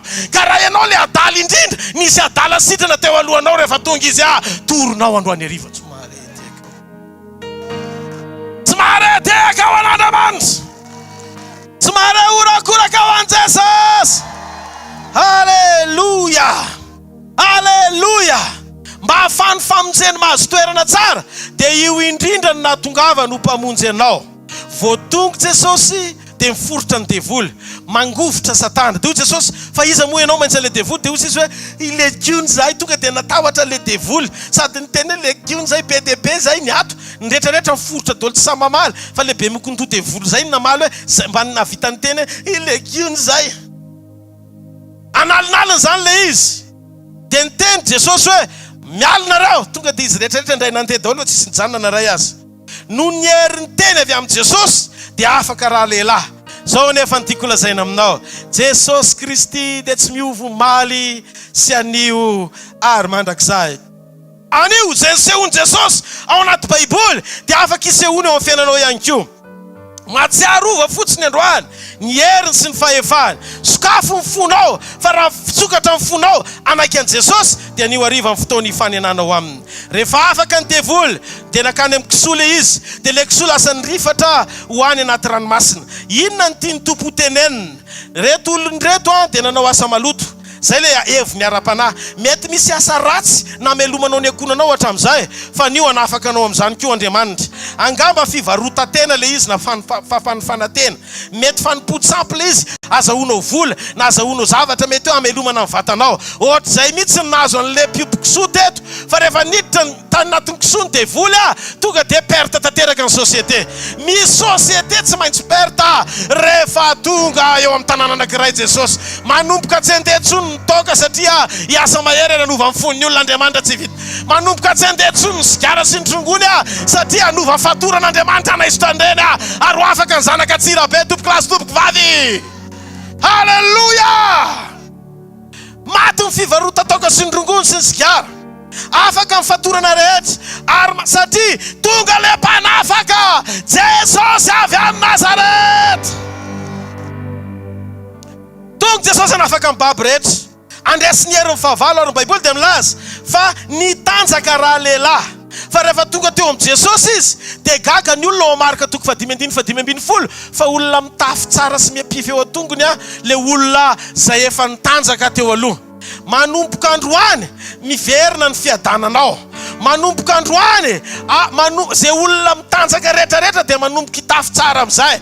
Tsy tsara ny tovavy manao mini-jupe aty apotipe satria le adala teo no mampimeny olona satria mitanjaka izy. Ny mahavariana rehefa rovotra ny koko ny telefonanao, mahery ianao hividy koko vaovao, ny telefonina finosina fa ny vatanao ariary hitan'ny olona. Le adala rehefa nandrain'i Jesosy nitafy tsara amin'izay izy. Mba hitanao androany ariva na lehilahy na vehivavy anomboka anao fitafiana montina amin'izay. Halleluja! Le izy tsisy hoe mety na tsy mety fa mandeha ho azy le izy. Rehefa mandalo Jesosy ka miova ny zavatra rehetra dia miova ny zavatra rehetra. Tsy mahareteka ho an'Andriamanitra. Halleluja! Androany arivo mitoera eo atongotry ny tompo ianao. Fa androany izy anafaka ny fatorana rehetra, ny fahefam-panapana teo amin'ny Jesosy. Tsy omeny zay olona tsy mino azy zany, fa zay olona mangetaheta azy. Inona ny zavatra tokony ataoko pastera? Tsotra le izy. Eo atongotry ny tompo le fifindra-monina faran'izay tsara indrindra ara-panahy. Miala tany amin'izay tontolo nisy anao tany, mifindra-monina ara-panahy eo atongotry ny tompo. Sainy fa le olona nitanjaka teo ny lasa nanjary ny tafy sy ny toetra tsara teo tongotry Jesosy. Mahita an'izay olona ratsy fitafiana ho azy manomboka androany, tsy hitanjatanjaka izany tsony, fa iova amin'ny fomba fitafinao satria iova amin'ny fomba fijerinao. Halleluja! Hosoloany Jesosy ny fitafianao. Ary ny Baiboly dia milaza fa mitoetra izy fa tsy nandalo, sady ny akanjo izy no nitoetra. Dikan'izay tafatoetra koa ianao amin'ny anaran'i Jesosy. Zao zavatra mitranga andro any arivo, iverina daholo zay efa lasa lavitra rehetra. Naiza naleanao, tia nitakariva isamboran'Andriamanitra anao. Rehefa tonga teo amin'ny olona anankiray ny devoly dia tadio mangalatra fiainana izy. Inona nataony? Nangalatra fiainana izy. Fa tonga Jesosy nitondra fiainana. Rehefa afaka amin'ny fiainana tonga amin'ny fahafatesana, zay very rehetra hatramin'izay ho averin'Andriamanitra ny loniny amin'izay.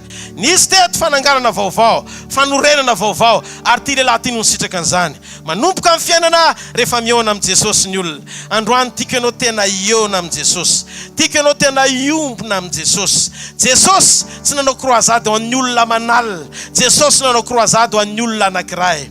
Zay olona zay nandozany olona be dia be satria nampiasa ny fony an'Andriamanitra. Ozy izy Jesosy, ilaiko ianao izara zay nataoko taminao maintsy ny leranga.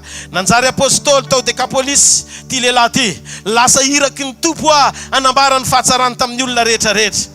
Mety efa tsisy nantenaina intsony fa lasa mpanompon'Andriamanitra tampoka amin'izay. Le adala tsy afaka nanokatra ny fony, fa ianao andro any ariva afaka manokatra ny fonao. Zay mandray andro any afaka manokatra ny fonao. Fanontaniana mipetraka dia zao, tianao marina velo io fiainana misy anao io andro any? Tena feno fifaliana ve ny fiainanao? Feno fiadanana ve tena tsapanao ve fa tena miaina ianao? Sa mahatsapa ianao misy zavatra banga? Tonga Jesosy anomenao ny tena fiainana andro any ariva. Ary vonina izy ny anovanao karazan'olona mitondra ny fiainana eo anatinao, mba tsy ho very zay rehetra mino azy fa hanana ny fiainany mandrakizay ao aminy. Noho izany tsy tonga Jesosy anasoketanao, tsy tonga izy ilaza aminao hoe ianao ny olona faran'izay ratsy indrindra, fa tonga izy amin'ny takariva ity hiteny aminao fa tonga ny rainao hitady ianao. Tonga izy tsy jery ny fahaiza-manaonao fa hitady sy hamonjy ny very Jesosy. Haleluya! Haleluya! Tiany ianao io, na mamary ianao tonga eto, na olona tena vai fijery ny olona hoe tsisy ilana anao intsony, anome ohatra anakefatra anao ao anaty Baiboly, iza ny olona mifonjeny Jesosy.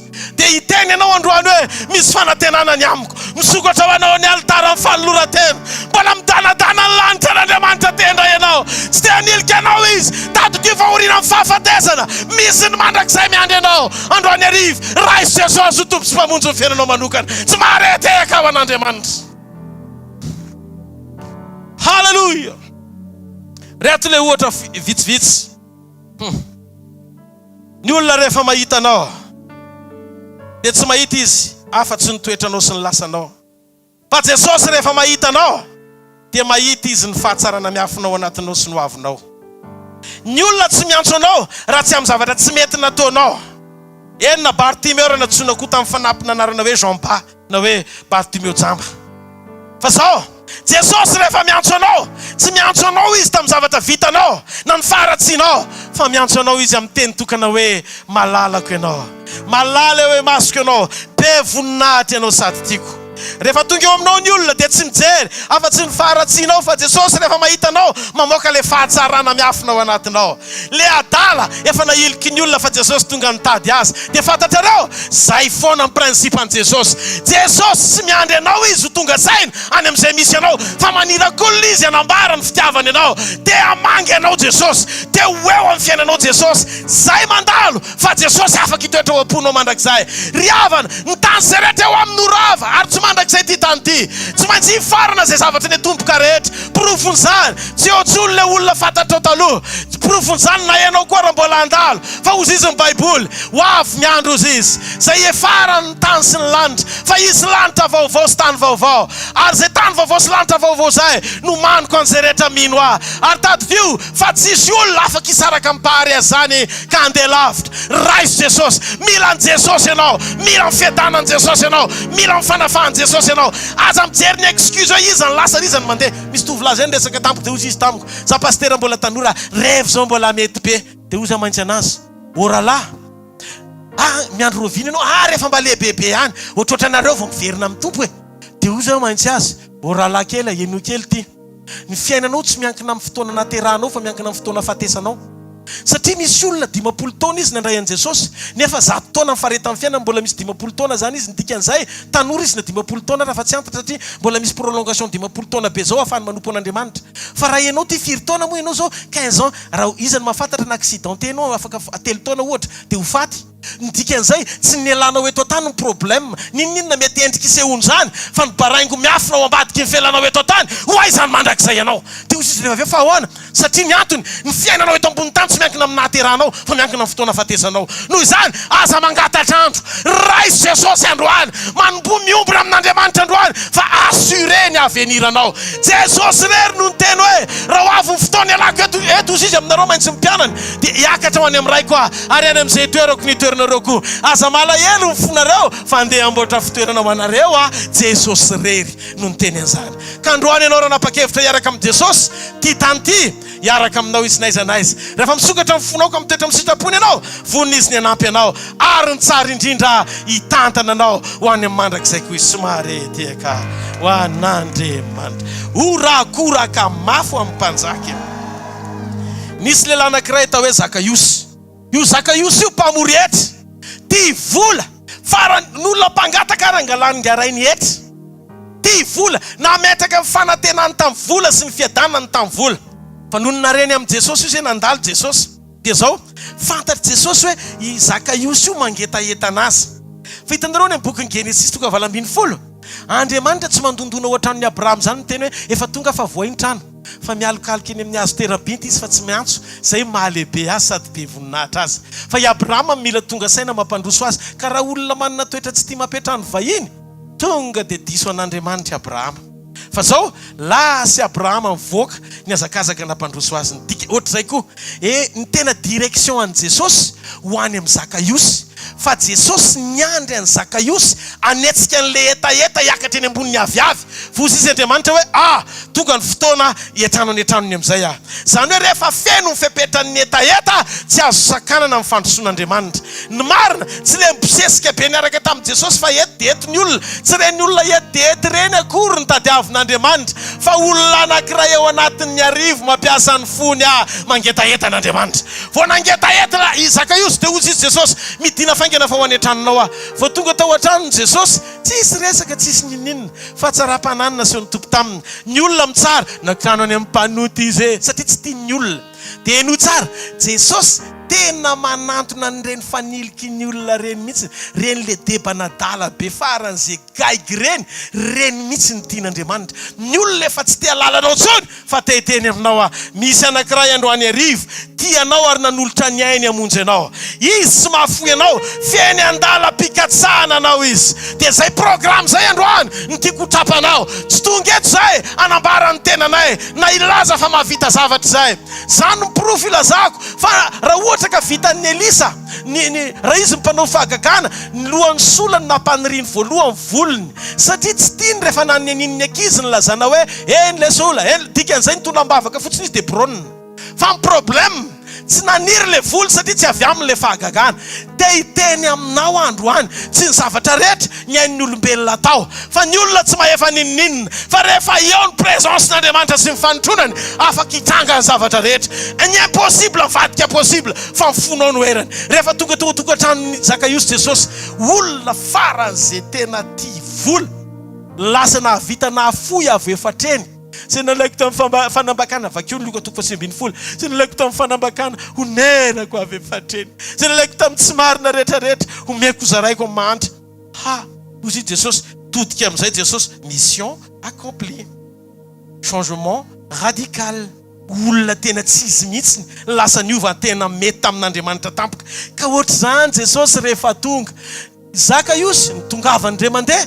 Ay misy fahatsarana ao anatin'ny Zakaiosy. Ay reny olona kahietra reny mihitsy ny tena manana toe-po tia mizara fa ny mahatonga azy mbola tafapetraka eo amin'ilay fahirana satria ny antony mbola tsy niona tamin'i Jesosy izy. Ny fitokiana amin'ny vola, ny fitokiana amin'ny arena, ny alatra, ny solokony, tsy fahamarina rehetra tsy maintsy baibay aloha rehefa tonga eo Jesosy.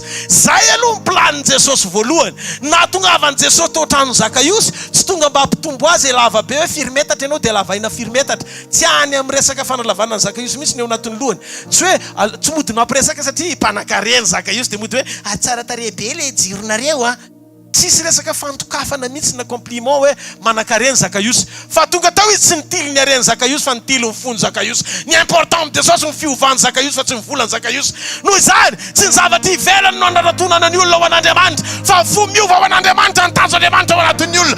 Ny rahan'izay tsy tadirakitra, ny rahan'izay tsy teny aminao hoe meo anay fanananao fa ny rahan'izay andro anarivo ilaza aminao mandraisan'i Jesosy ianao oka mifonao isokatra ho an'Andriamanitra tsy maharety eka ho an'Andriamanitra. Rehefa ho avy any aminao an-lanitra Jesosy ka iveriny izy dia izay olona tena mibebaka marina sy nanaiky ny fahotany no van'Andriamanitra. Tsy niotanao ny ratsy vita manovanao fa ianao mila miova. Enoy amin'izay misy ny teny fahasoavana namonjenantsika rehefa mino an Jesosy fotsiny dia makany an-danitra. Marina zany fahasoavana namonjenantsika fa tsy voatery ianao rehefa nomena fahasoavana dia izay nitondranao any an-danitra. Enoy ozy Jesosy voavelany elo kao amin'izao sy izao aza manota intsony dikan'izay tsy mitoy intsony amin'ny fahotana. Faharoa ozy koa Jesosy rehefa mamela eloko ianao voavela rainay izay ny an-danitra mamelany eloko tahaka ny amelana izay mieloko taminay. Noho izany rehefa voavonjy ianao le fahasoavana famelak'eloko mitaky ianao amelany hafa koa. Le nanamasinany ianao mitaky ianao iainany fiainam-pahamasinana. Le nanamarinana ianao mitaky ianao iainany fiainam-pahamarinana. Noho izany mila mandehantsika sy miaina amin'ny fahamasinana. Ry fiangonanao asa adiny ny important ny zavatra tena sarobidy amin'Andriamanitra fiovam-toetra aloha zay vao fiovam-piainana tsy maharety eka ho an'Andriamanitra. Tsy maharety eka ho an'Andriamanitra. Tsy maharety eka ho an'Andriamanitra. Halleluja. Halleluja. Farany Maria Magdalena vehivavy farany zay ratsy fa mpivaro tena. Io vehivavy farany zay ratsy io avy any le vehivavy dia petraka andeha hotoram-bato satria tratra-mbody omby. Niaraka tamin'ny vady ohatra zany hoe ohatra zao zany ataontsika hoe mialatsiny zay anarana voatony koa fotsiny. Ohatra zany tsy haiko Célestin ohatra ny anaran'le rangahy vadiny tena vadiny dia Kango ny anaran'le vadin'le olona ambadika ao. Tratra ny vadiny Célestin niaraka tamin'ny Kango Maria Magdalena. Andao torahana vady satria vady ndefa mandron'olona ny rano natory. Tonga dia nepanga tany amin'ny sinagoga raikitra amin'izay ny fariseo sy ny saducéen nitondra vato hampiatra ny lalànan'i Mosesy. Tokony ho faty Maria Magdalena. Fihinana zavatra nitranga nasesiny zareo any amin'ny Jesosy. Hitanareo olona fanilika ny olona rehetra tsisy tia azy tsony vonoy pahalika. Mialatsiny ara miteny testa daholo ny olona samy mitondra vato daholo e fitainany amin'io. Fa Jesosy teo mikanja ny tempolona noratra teo amin'ny tany. Dia ny olona rehetra fa tena farany satria le lehibe mitarika tsy maintsy miteny. Io zany le papan'olo lalàna ambony indrindra tao amin'ny Israely dia tsy maintsy akatoavin'ny olona. Okaloha mbola tsisy nitora-bato anontany kely azy isika. Mpampianatra ity vehivavy ity dia tratra ny jangajanga teo ambody omby mihitsy ary raha ny tokony ho izy tokony hotoram-bato amin'izao fotoana izao inona ny hevitra ao. Teo Jesosy zay tsy nanota taminareo mitora hoe vato azy voalohany tsy manina azo torana izy fa mpanota fa zay tsy nanota mameleza. Inona zay tsy nanota taminareo mba angatahako tora voalohany nandingy nanota. Inona tonga aloha hoe fialan jiosy feno vato ohatrany raripasany etsy amin'ny sisiny sakena noroahana ny Maria Magdalena. Izy rery sisany teo izy Maria nijery ny Jesosy nijery dia Jesosy nijery azy. Samba ny Maria tsy nahita lehilahy ohatrany hoe mola ikoty azy fa vao nijery amin'ny masony Jesosy olona honena te hamonjy azy. Nisy namonanao ve teo izy Jesosy? Tsisy. Za koa tsy manameloka anao mandehana amin'izao sisy zao aza manota intsony. Halleluja.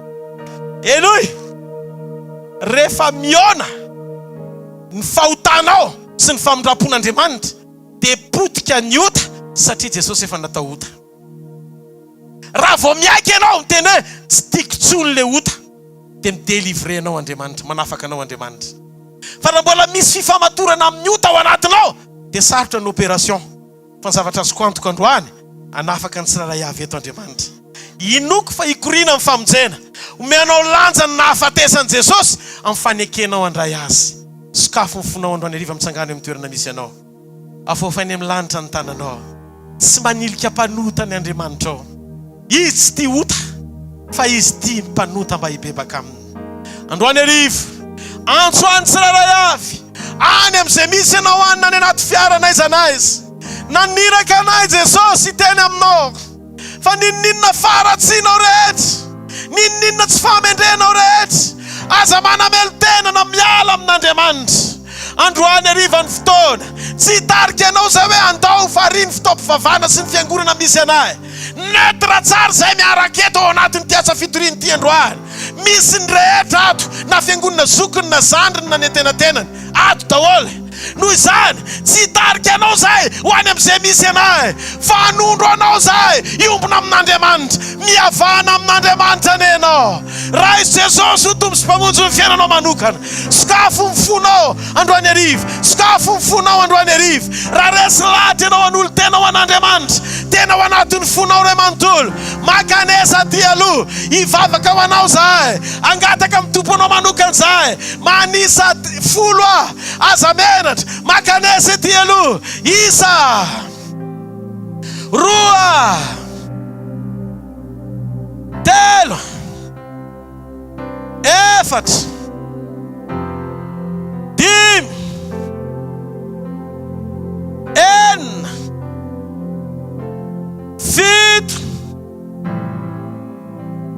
valo. Naiza misy anao raha mangetaetan Jesosy anao, tena tianao ny havana aminy, tianao ny andray azy, tianao ny an'olo tena vaovao indray, makanesa aty aloha fa tsy tary ianao.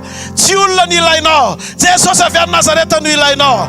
Tsy hoe rehefa tonga aty dia anao mpanota be indrindra, tsia. Misy fotoana mifotsika, mila misokatra ho an'Andriamanitra, mila mandray sy miombona amin'Andriamanitra. Makanesa aty aloha, von'ny Jesosy ny anova sy amadika ny tantaram-piainanao. Ataovy any ambony tananao ankavanana, tenenao Andriamanitra androany, mangetahitanao ny foko Jesosy, mangetahitanao ny fanahiko, reko ny teninao, milanao a tompo, maniry anao ny fanahiko, te hifandray amin'ny famonjena, mba tsy ho tratry ny fahafatesana faharoa. Fa androany Jesosy manaika hiala amin'ny fahotako rehetra. Averen'izao raisiko ianao ho tompoko, raisiko ianao ho mpamonjy ny fiainako manokana, mamindrafo amiko, mamelany fahotako rehetra. Jesosy soraty eo amin'ny boky ny fiainana ny anarako, manao fanekena aminao fa zanak'Andriamanitra. Sotra tompo, amen. Aza hidina ny taninareo, raha io amin'ny anaran'i Jesosy. Reny tanina mitsangana reny, aok'Andriamanitra ho voatahiry mandra-piavin'izay andro zay, dia ny fotoana iverenanao eny amin'ny raha ho any lanitra pakatra ny fiangonana. Tehirizo izy mba tsy ho variana amin'ny karazana familin-dalana maro samihafa tiany devoly atao, hiteraka favarim-barianana, faharavana, poka ny fijoroanao Andriamanitra hoe ao amin'ny fiainany mandrakarivo, ary aoka ny fiarovanao azy ho mandrakizay, tsy sorava momba azy, fa hiasa mahery ao amin'ny fiainany ianao. Amin'ny anara maherin' Jesosy Kristy avy any Nazareta, amen. Alleluia. Da naverany amin'ny toerana misy anareo fa hivavaka ho anareo zahay. Rehetrarehetra zay tonga eto mpanompon'Andriamanitra, na pastor ianao, na iza hivavaka ho amin'ny marary sika. Jesosy Kristy dia tonga hamonjy antsika izy amin'ny famonjena anankitelo. Novonjeny ny fanahinao novonjeny ny ainao ary vonjeny koa ny tenanao. Anisan'ny endriky ny famonjena ny tenantsika rehefa ny fahafahatsika amin'ny ombona amin'i Jesosy, anovany an'ity nofo mety loha ity amin'ny fotoana iverenany, hitafony tsy fahalovana mandrakizay satria hitondra ny mariky ny fiainana ao anatinao ianao tamin'ny fandraisana. Moa Jesosy, tia ny tenako, tia ny rako, zay mihinana ny nofo sy misotro ny rako manana ny fiainana mandrakizay, ary za hanangana azy amin'ny andro farany. Ny fandraisan'ny nofo Jesosy sy ny tenany sy ny rahany amin'ny fiainana mandrakizay sy ny fiovany endrika hitafitsika ny tsy fahalovana, dia rehefa eo amin'ny tenantsika ny rano sy ny nofony dia manovatsika olom-baovao izy. Olom-baovao ara-panahy voalohany nandray azy, ary olom-baovao amin'ny fotoana iverenany anovany an'ity hitamaso ity hitafiny tsy fahalovana ho any aminy mandrakizay. Raha eto ianao marary, mila famonjena, anisan'ny kasika azon'Andriamanitra atao manovanao amin'ny kasim-panasitranana. Atsanganao ambony ny tananao raha marary ianao, zay marary rehetrarehetra ataovy ambony ny tanany marary, dia miangava apetra amin'ilay faritra marary ny tananao kavanana.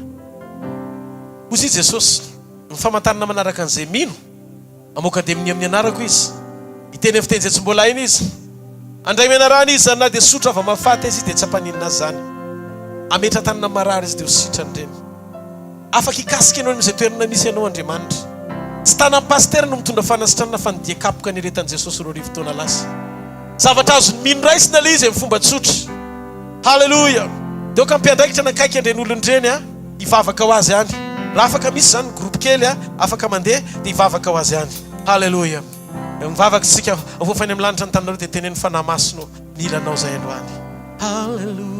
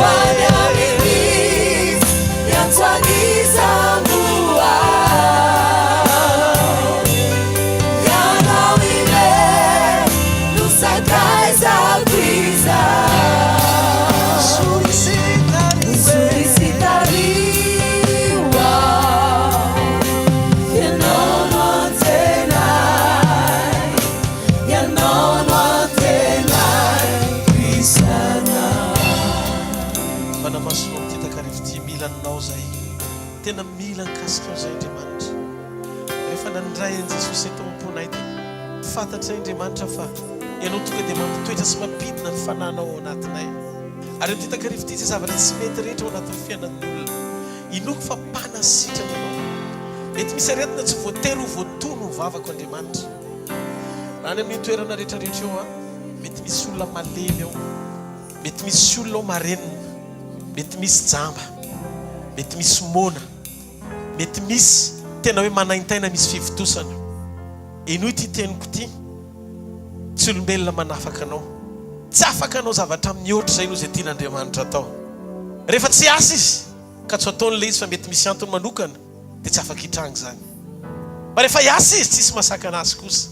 Ninona antony rehefa miombona amin'Andriamanitra ianao dia vita n'Andriamanitra ny manafaka anao. Amin'izao ora sy fotoana itenenako izao, apetrao amin'ilay faritra marary ny tananao.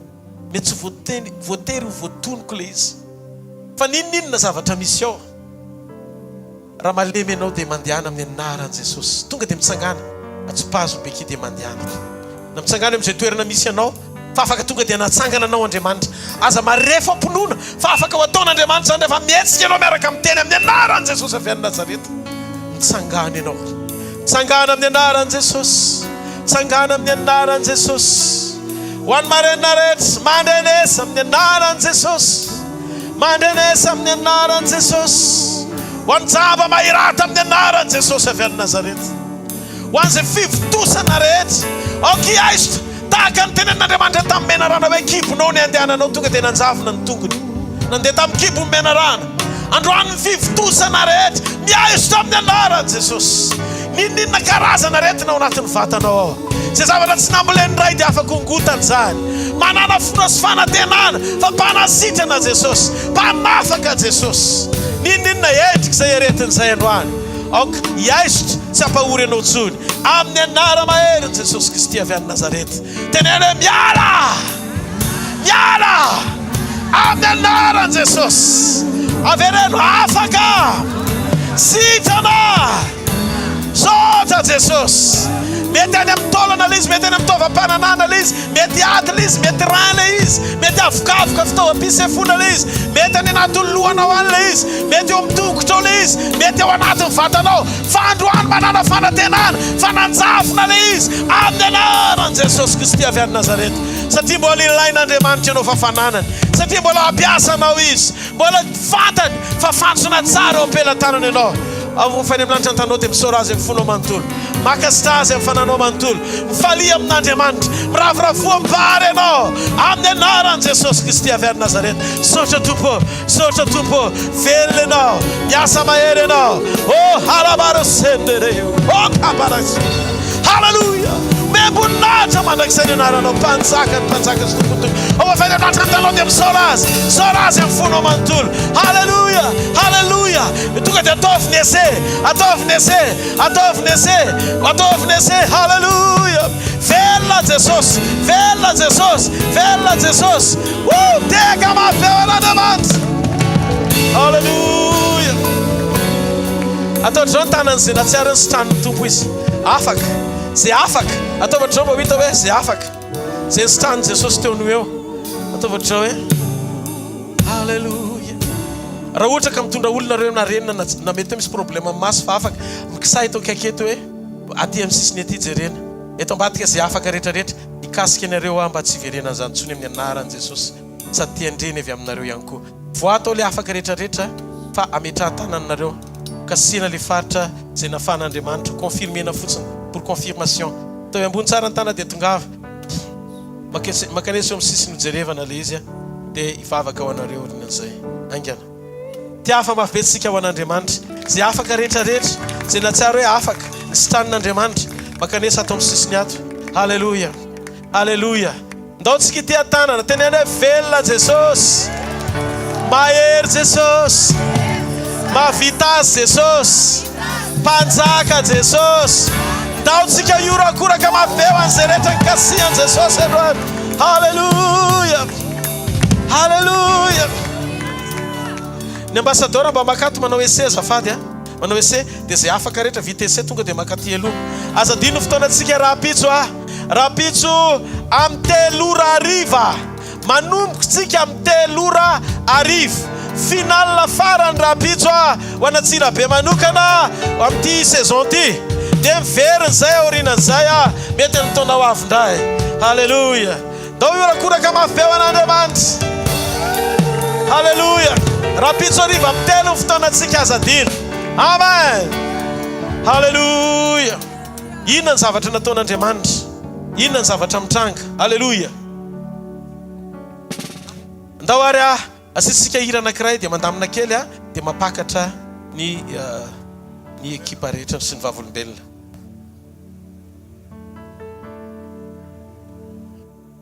Dikanao Tompo tsy mba mafoy any fandrampoana ny tananao miazona ny fiainako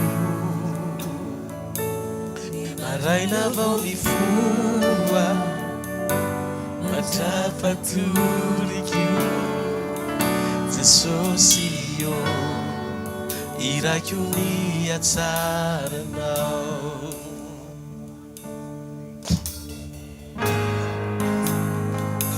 Tikanao Tompo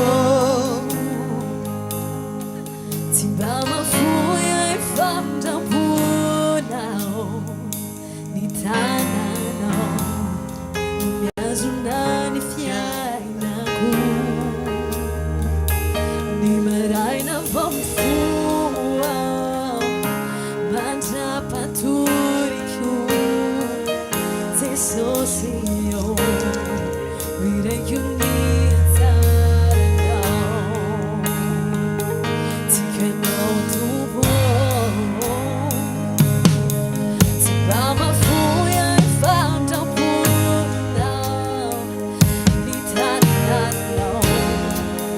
yazonany fiainako raina famfoa mandrapatoriko Jesosy io miraiko miantsarana mitoky anao teo amin'ny fiainako aseonao ay fa tsara loatra ianao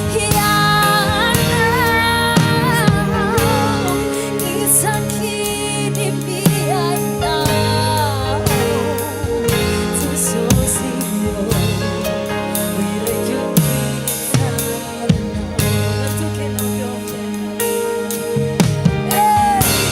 matoky anao teo matoky anao teo amin'ny fiainako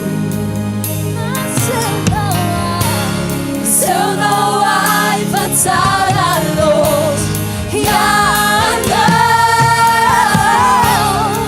isaky ny miainao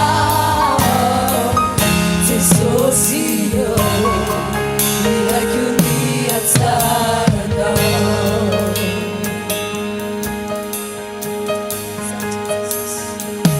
tiako ny feonao mitondray mamaky ny afo anaty alina akaiky indrindranao lasa hoe fantatro fianao raiky fantatro fianao raiky ianao ny sakaizako sy sakaizako Jesosy io miraiko miantsaranao natoky anao teo amin'ny fiainako naseonao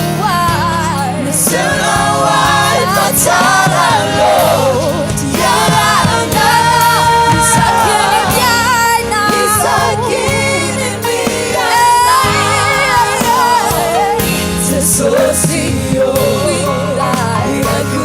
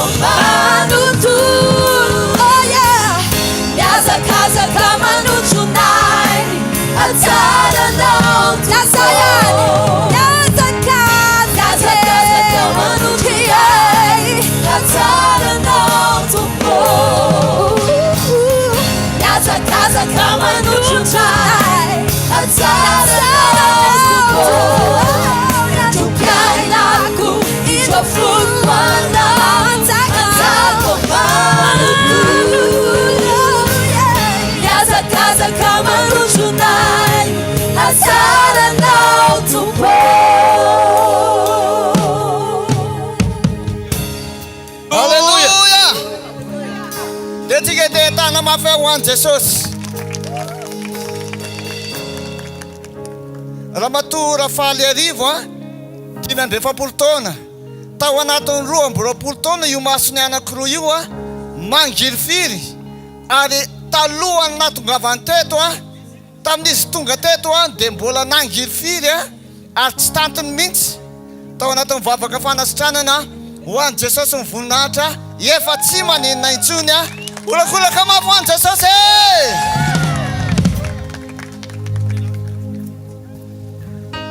Tiaka mampiasia ho an'i Jesosy ao anatin'ny fijoroana vavolombelona. Caméra azafady. dia le vavaka dia napetraka ako teny tanako ankavanana dia sava ho azy teo le Iza ny nametra tanana taminao? Jesosy ny nametra tanana. Satria ny tananao ihany no teo amin'ny masonao. Jesosy ny asa tamiko. Afaka maheno orakoraka sy tehaka mafy tsara ho an'i Jesosy mpanasitrana avy eo. Alléluia. Matamata 7 taona eo amin'ny maso ihany. Nandritra ny tapa-bolana misy ohatran'ny rahona.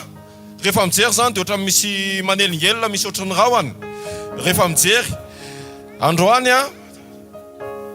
ny hafa natanteraka zany tsy nisy nanelingelina intsony fa tonga dia mazava tsara. Ataovy hoe eny raha zay ny zava-misy. Eny tompoko. Jesosy nansitrana anao dia raina mampy Jesosy tehaka mampetsika ho an Jesosy. Alléluia. Alléluia. Madame Yarsoa 7 taona izy nandritra ny 2 taona katoka manjavozavo ny maso zay le izy fa tamin'ny vavaka tamin'le vavaka teo dia nitsokatra le manjavozavo dia ny zavatra tsy hitanao taloha lasa hitanao. Ny tena tsy hitany moa zany ny soratra ny tena tsy hitany dia nanao ese zay teo nampijery an'le taratasy dia ny vakiny le izy ndao ny andramana vakiny misy soratra ito mba vakio azafady. Fotoana na narariana fahatsapana. Alléluia. Andao tsika tehaka mafana ho an'i Jesosy tsy hitany zany nandritra ny 2 taona androany sitran'ny tompo teo amin'le vavaka natao mpanompon'Andriamanitra teo. Andao tehaka mafy voninahitry ny tompo.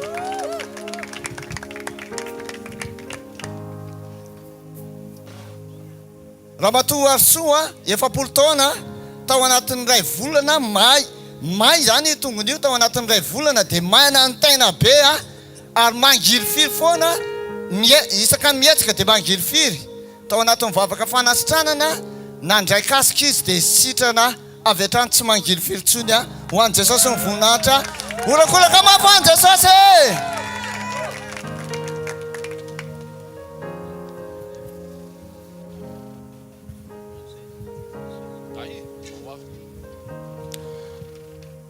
Manasitrana Jesosy tehaka mampetsika ho an'ilay manasitrana. Monsieur Mamtina tamina fatin'ny vadiny ony dia lasa niova lasa ohatran'ny mora tezitra kizitiny zany izy nandritry ny efa taona zay. Dia teo ampivavahana teo ao anatin'le fahatezerana zany dia le fo mitepitepy be misekoseko be fa rehefa tao anaty vavaka dia mahatsiaro tena nitsahatra sy niana lefaka izay fitepony fo zay lasa ohatran'ny normal zany zay tena zay ataovy hoe eny raha tena zay Eny. tehaka mampetsika ho an'i Jesosy. Alléluia. Alléluia. Tia famafy anao ho an'i Jesosy ity ranabavy ity nandritra ny 5 volana dia ny kibo misy mavesatra manaitaina. Nandritra ny heritaona izy nanambady zay dia tsy nahazo zaza mihitsy dia zay zavatra zay lasa misy manaitaina foana ao anatin'ny kibo mavesatra be teo anatin'le vavaka dia ny amaifana le vesatra tsy manaitaina tsony afaka tanteraka. Eny tompoko. Voninahitra n'Andriamanitra fanaitainana nandritra ny 5 volana afaka teoneo. Miantakely 1 taona izy mangirifiry ny masony ary ny lohany manaintaina be tamin'izy tonga teto ary ny kibony koa manotika fa zay aretana karazany 3 zay ndray nataon'i Jesosy lalàlany anarany tamin'ny fanasitranana tehatanana mafitsika ho an'i Jesosy. Alléluia. Madame Josea io tendan'io double noho izao tamina tonga teto izy nisy fivitosana lehibe azo tsapaina mihitsy le izy ngeza x2 noho izao izy teo amin'ny natongavany teto dia tsisy feo mihitsy izy tao anatin'izay dia teo amin'ny vavaka nefa le fivitosana niena tena niena teony eo ary manomboka misy feo izy. Alleluia. Andao metsika azy iza nanasitrana anao. Jesosy nanasitrana Tsisy feo mihitsy ianao teo. tsy misy feo fa kasika tena letika be ny feoko teo. De ngeza be le fivitosana zao tsy efa namana ohatrany tsy de hita firy-tsony le izy. Efa niaina le izy. Alleluia. Andao iteka mafy ho an'ny tompo a. Alleluia.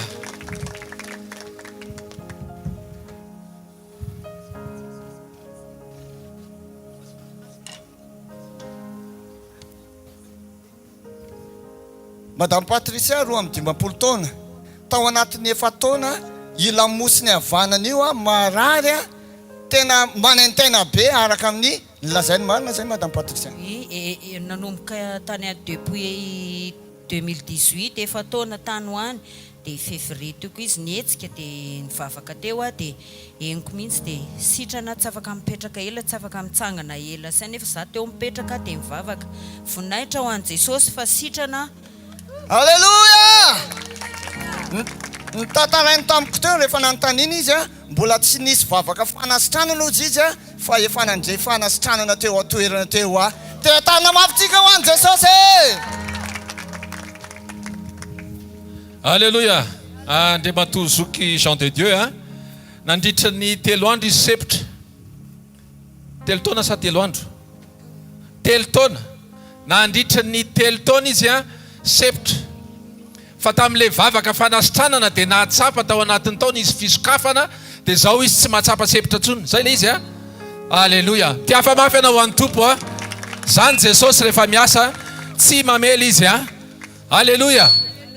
Misy afaka mirakoraka mafy eto amin'i Jesosy.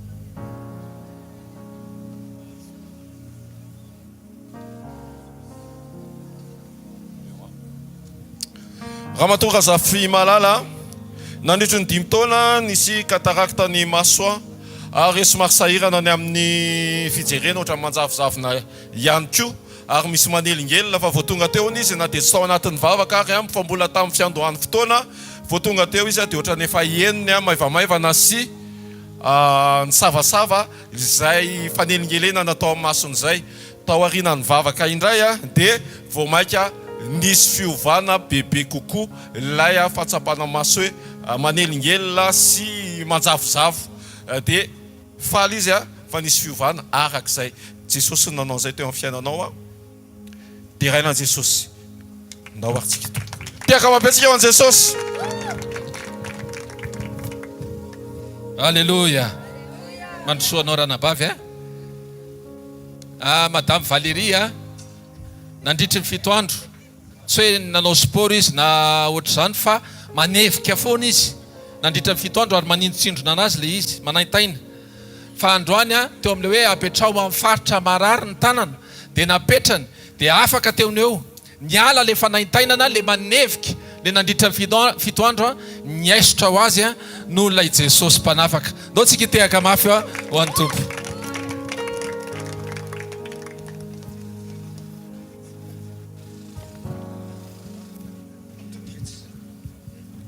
Ho an'i Jesosy mivoninahitra i Kevin 40 taona tao anatin'ny 2 taona isaka amin'ny 3 izy dia marary ny tendany. Tamin'izy tonga teo mbola narary ny tendany nanandrana ny 3 izy. Tao anatin'ny vavaka fanasitranana nanandrana ny 3 izy tsy narary tsony ny tendany tea tanana mafitsika ho an'i Jesosy mahafaka manasitrana ny arety tenda.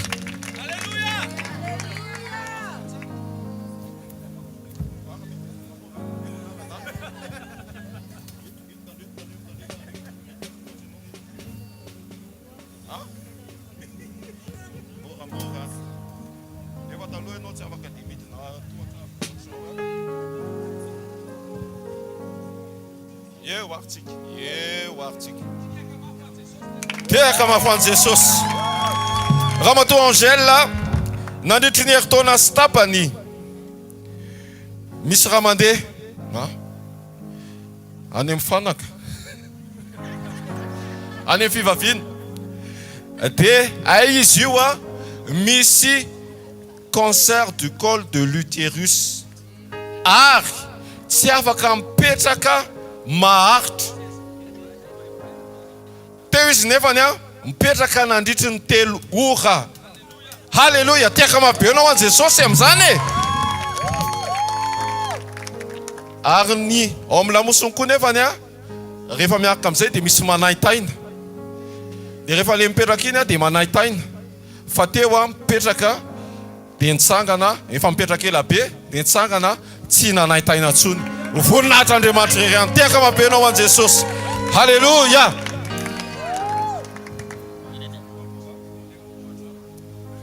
Somary sahirana koa izy maneta aloha tsy dia afaka miakatra loatra tohatra avo be a. Fa androany a noho ny amin'ny Jesosy dia io izy io. Voninahitra ho an Jesosy iray ihany.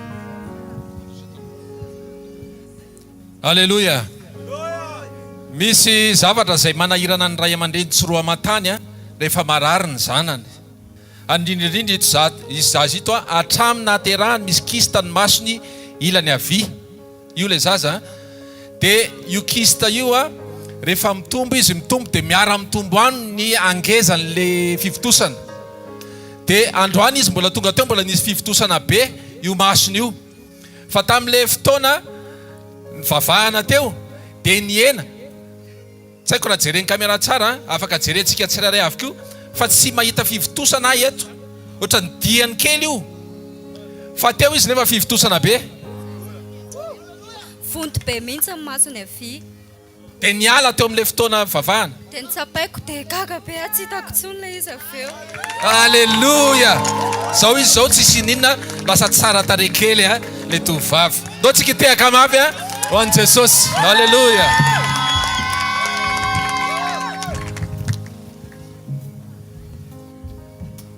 Raha matora zafy malala 2 taona narary vavony nandritry ny 10 taona isaka mihetsika eo areti-bavony io a dia manaintaina be a satria tany amin'ny toeram-piasana nisy azy a dia tsy zakany le sakafo hohaniny any isaka ny atoandro dia niteraka areti-bavony teo amin'ny fiainany izay. Androany hariva raha tonga teo izy a dia nanana fiandrandrana fa okasian'i Jesosy nanjavona le fanaintainana tsy entsony ilay mavesatra tao amin'ny vavony a. Teka mafitsika ho an Jesosy afaka manasitrana amin'ny vavony.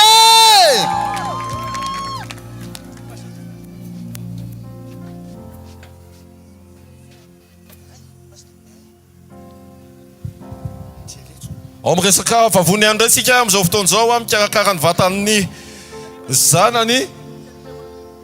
Totikarenao zafady. Mikarakara ny vatan'ny zanany a Jesosy.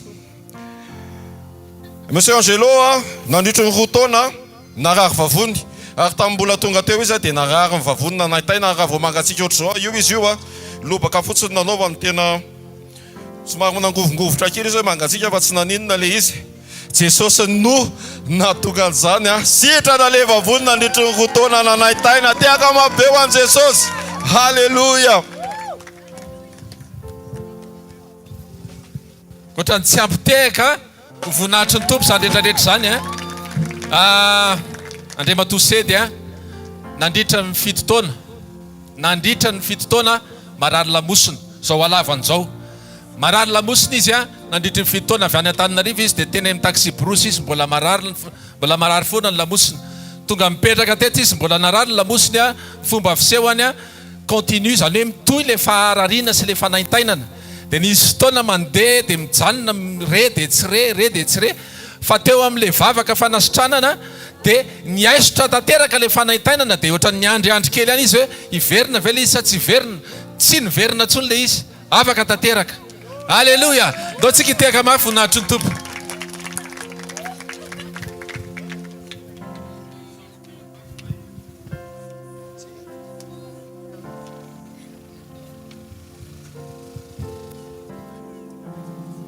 Voninahitra ho an'Andriamanitra madame Mino raika amin'ny 3 taona tao anatin'ny fotoana maromaro izy izy a rehefa nanontaniana izy dia tsy fantany zavatra mahazo azy satria efa nentina nitety dokotera maromaro a ary tamin'ny farany teo ary izy a efa tsy fantatra ntsony hoe inona ilay karazana retina fa ohatran'ny marary fo a misy entsento lava dia vaovao mafany a teka atsika ho an'i Jesosy aloha. Alleloia.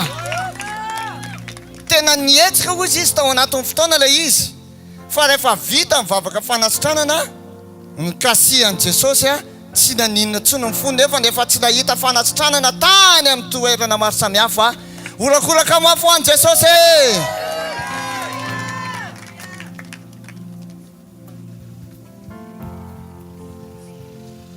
Ao anatin'izay a vavolombelona izay ihany tsika am'se izany nanao zavatra Faltine Bosco a nandritry ny telo taona hony a somary mijery kely ary amin'ity izay misaotra tompoko.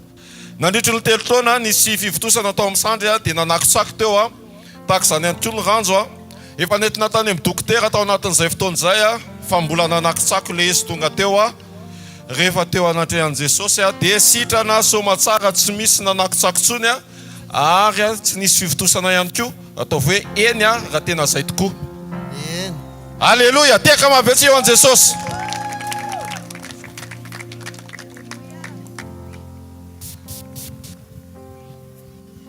Alleluia. Zokedy a izy indray marary fo, manao crise cardiaque mihitsy izy a, manindrona. Rehefa manindrona le izy dia surtout rehefa misitona rivotra izy dia rebe le izy marary dia mamaly hatraty amin'ny lamosina dia volovolo foana ny tanana, zay le izy. Dia izy moa zany efa araka ny nambarana teo efa nanao crise cardiaque foana dia tamin'le fotoana inona na afaka an'le izy. Rehefa nanapa-kevitra dia nino aho hoe napetrako teo amin'ny foko zany ny tanako droite zany dia nieno mivavaka rehetrarehetra dia tena nino hoe tena ho sitrana satria aretina efa hinanako fanafody anankidimy izy io dia mifadifady ihanina sy ny sisa nefa le mifady tsy dia vita loatra indray. Le fanafody nohanina io zany le fanafody mandra-pahafaty a tsy maintsy hohanina rehefa marary fo. Nandritra ny telo taona sy tapany teo, telo taona mahery teo, efa taona teo zay aretin' zay, fa androany le izy tena tsy renao ntsony. Manao ese anao eo amin'ny toeranao teo dia misitona rivotra dia afaka tanteraka, tsy renao ntsony le fanaintaina. Ie, nafantarako hoe afaka le izy a. Za taloha rehefa za sportif be taloha fa tatoato zany lefa lena rary dia tsy manao sport ntsony fa limitena daholo ny effort dia maka rivotra ary a dia limitena ny rivotra alaiko satria toa dia manindrona ty. Fa zao a tena teneniko anareo fa maka rivotra tsisy manakana anatsony mihitsy na kely ary aty amin'ny foko aty dia voninahitra no Andriamanitra rery ary misaotra tompo. Zay Jesosy zay. Lazovy eo akaikinao, zay Jesosy zay hoe.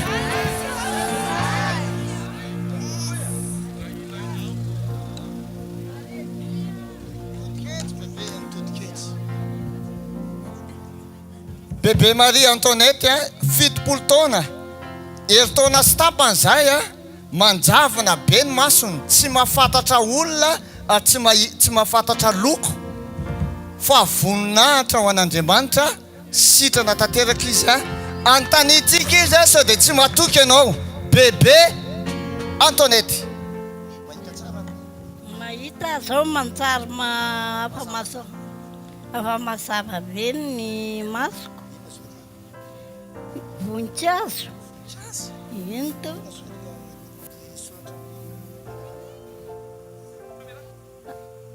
ty be sahiry nga kamera izy. Alleluia.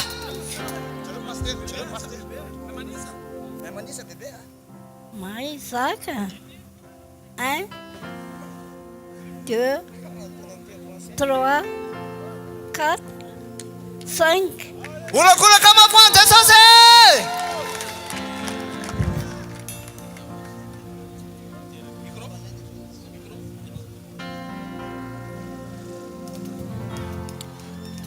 Manosy bebe Bertina ataon'i Jesosy ianao a mijery kely ery amin'ny elo ery eo elo atelo amin'ny fitopolo taona bebe Bertina efa ela hony a ny vavony a sy ny loha marary foana. Ary rehefa rivariva dia mietsika izy mavesabesatra manelingelina. Fa androany rehefa teto tonga teto izy vao naheno ivavaka hony dia efa maivamaivana sady izy tonga teto maivana tanteraka Jesosy zany. Jesosy no ilainao, atiaka mabetsy eo an Jesosy.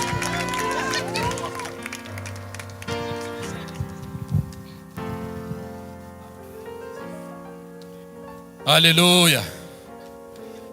Madame Fanja nandritra ny efa taona dia narary ny kibo avy.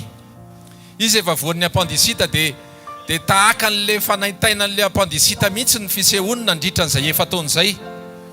Dia nefa rehefa tonga teto izy tao anatin'le vavaka dia nisy zavatra tsapany ony niala tao anatin'le kibony. Zay le izy ny zavatra niala tao anatin'le kibony niaisitra tanteraka. Teo eo izy dia maivana tsy rentsony le fanaitaina izy tsy afaka mitsangana ela. Fa teo izy nefa nitsangana ela tsy rentsony le fanaitainana. Tena tsapany mihitsy hoe niaisitra niaraka tamin'le zavatra mavesatra izy tsy rentsony afaka tanteraka noho i Jesosy. Alleluia. Andao tsika tehaka mavy voninahitry ny tompo.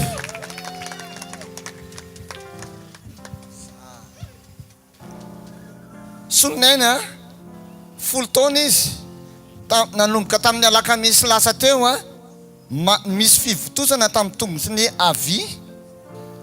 Voninahitra ao an'Andriamanitra fa nisitrany Jesosy tao anatin'ny vavaka fanasitranany. Ary tsy izay ihany fa ny fivaviany ony feno bay mangidihidy. Tao anatin'ny fotoana mbola nangidihidy fa izy ny ijoro vavolombelona manahoana izao solonena? Tsy maninona tsony.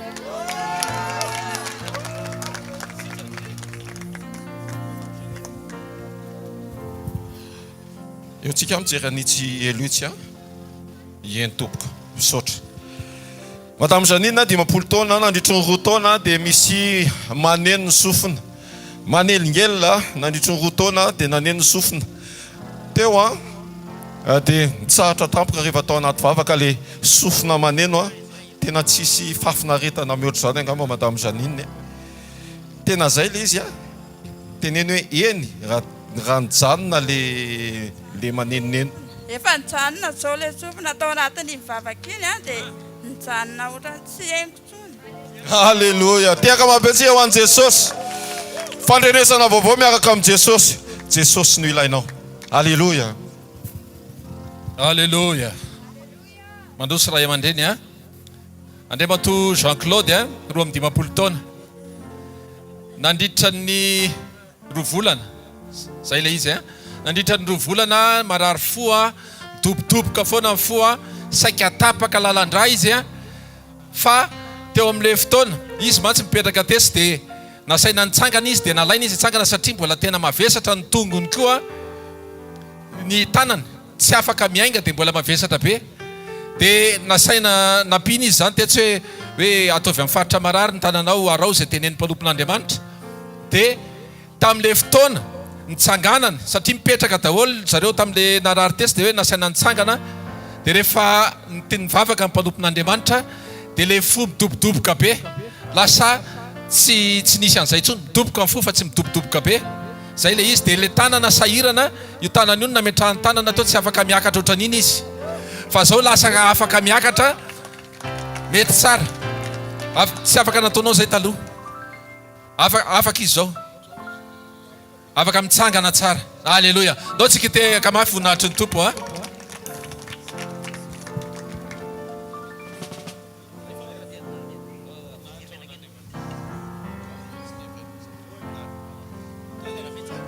Alléluia.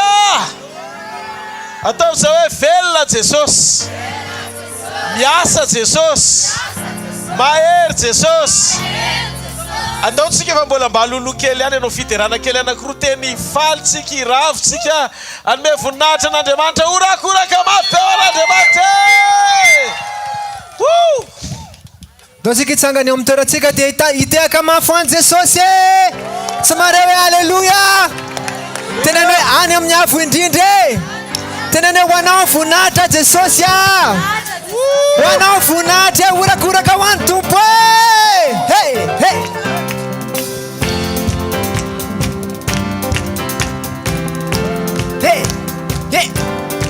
Hoan'ilay mipetraka ambony ny seza fiandrianana ny tany no fitoeran-tongony ny lanitr'andrianana hoanilay mipetraka ambony ny seza fiandrianana ny tany no fitoeran-tongony ny lanitr-faiza fa hany amin'ny avindrindra hany amin'ny avindrindra hany amin'ny avindrindra hany amin'ny avindrindra hany amin'ny avindrindra hany amin'ny avindrindra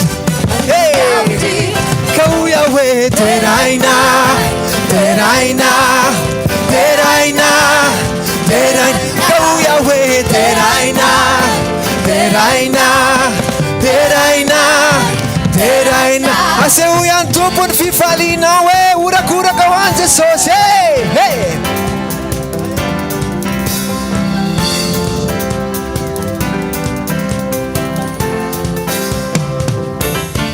hoanilay mipetraka ambony zao rehetra izao manandratravo tsy rano tsy rono vato irony fa haminy fitoerana hoanilay mipetraka ambony zao rehetra izao manandratravo tsy rano tsy rono vato irony fa haminy fitoerana fa hany amin'ny avindrindra hany amin'ny avindrindra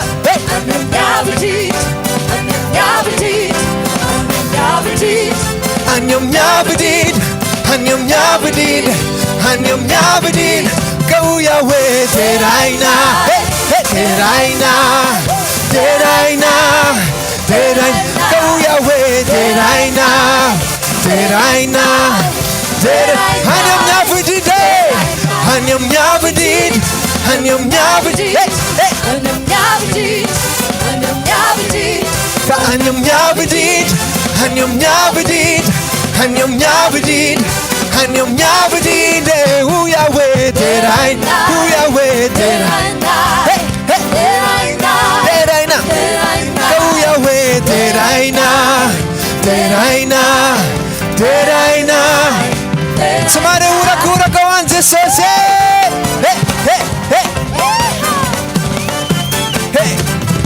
Jehova teraina ianao ankalazaina ny anarany fa hany amin'ny avy hany amin'ny avy hany amin'ny avy hany amin'ny avy hany amin'ny avy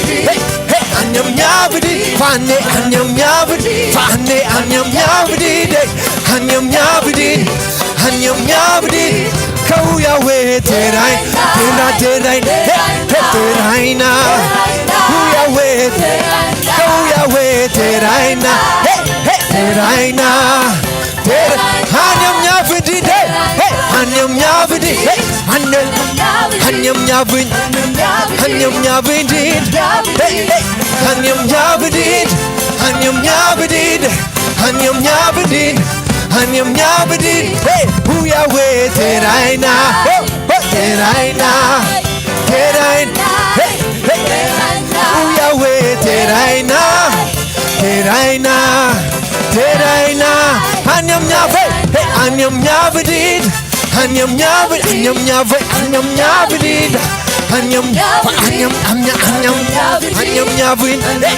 hany amin'ny avindrindra hany amin'ny avindrindra ka hoia hoe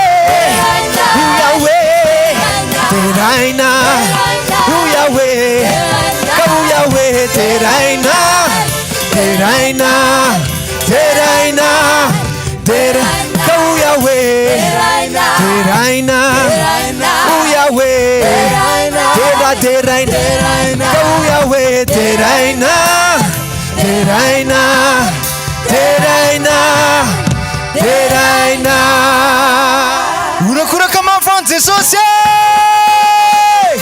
eo antsika rehetra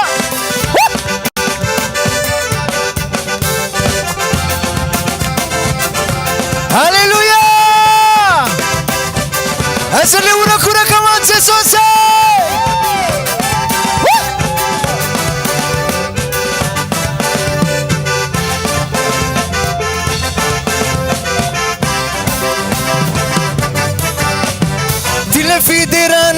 masakane ty le fiderana mamafatorane zay maheno azy dia manao e zay le fiderana mampahere ny ankizy ny tanora ray aman-dreny dadabe nembe tsika jiaby falifalifalifa ankizy rehetra ny ankizy ny tanora ray aman-dreny dadabe nembe tsika jiaby falifalifa tera izy autre chose rehefa mite autre chose rehefa mite autre chose rehefa mandihy autre chose rehefa mandihy amin'ny fonay amin'ny sanay amin'ny herinay no itenanany tomponay autre chose rehefa mite autre chose rehefa mite autre chose rehefa mandihy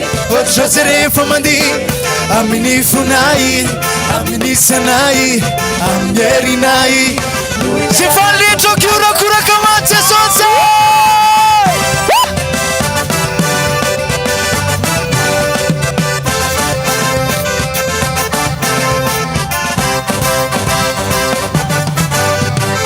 eto anatreany tompo no itsinjako santariny eto antany ilay fiderana tsy mijanona ratsy any an-dantrany ka eto anatreany tompo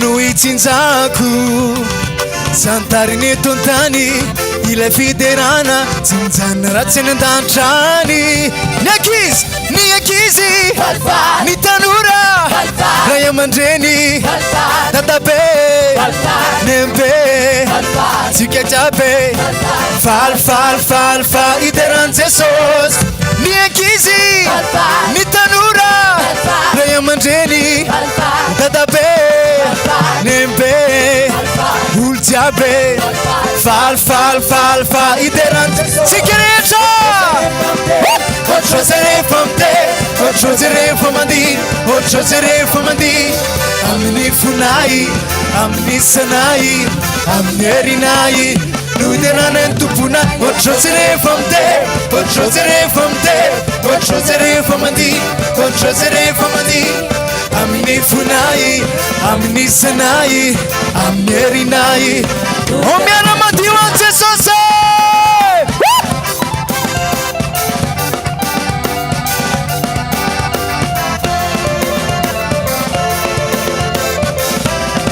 somary orakoraka ho an Jesosy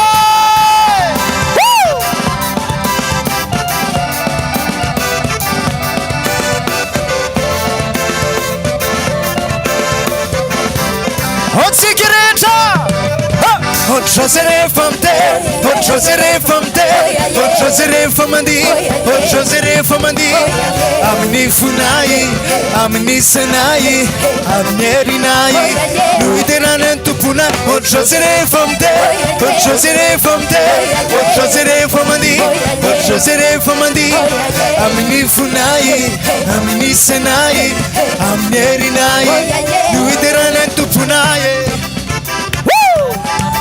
Alléluia! Hey!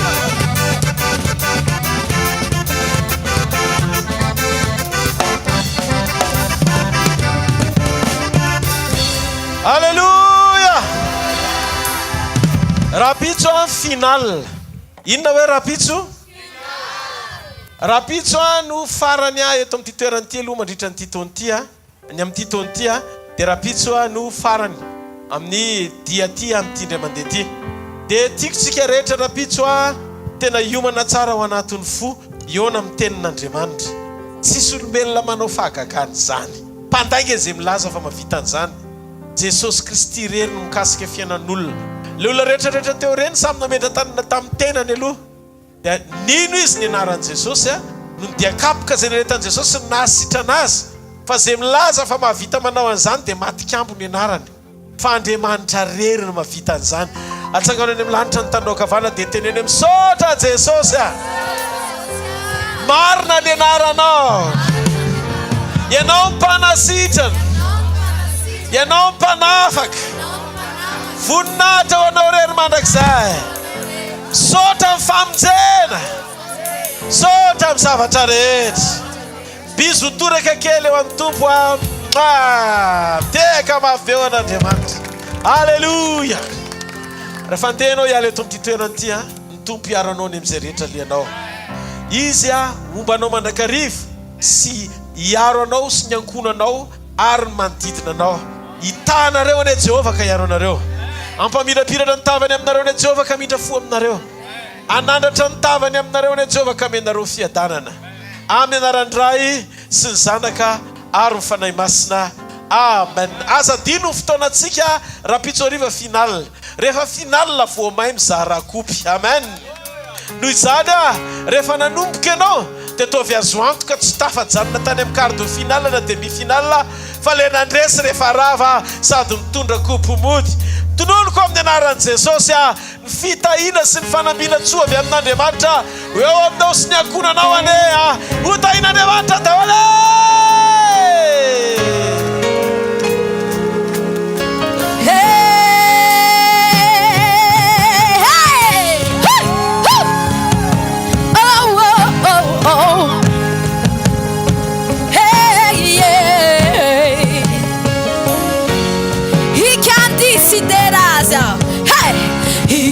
Antisideras si mampanaya zay lalovako eleve indrindra no aton'azy Jesosy no anarany naterako mpandresy aho mihoatra noho ny mpandresy aho mpandofany fanjakany aho feno ny fanahiny aho.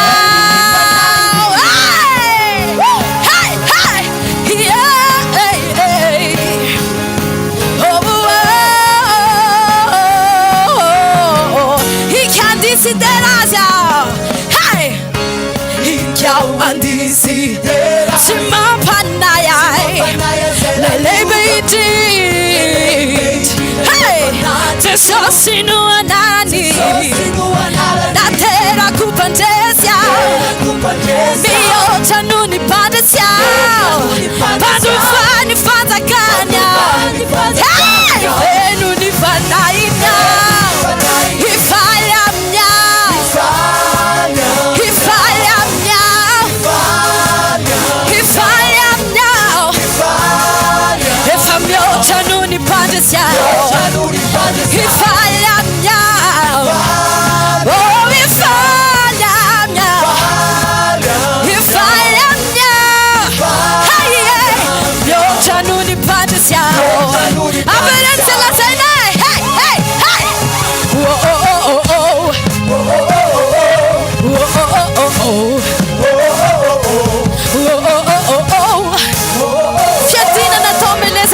amin'ny fiatina natao ameleza tsy misy ambinina lelehibe indrindra Jesosy no anarany naterako mpandresy anao mihoatra noho ny mpandresy mpandofany fanjakanya feno ny fanahiny hifaly amin'ny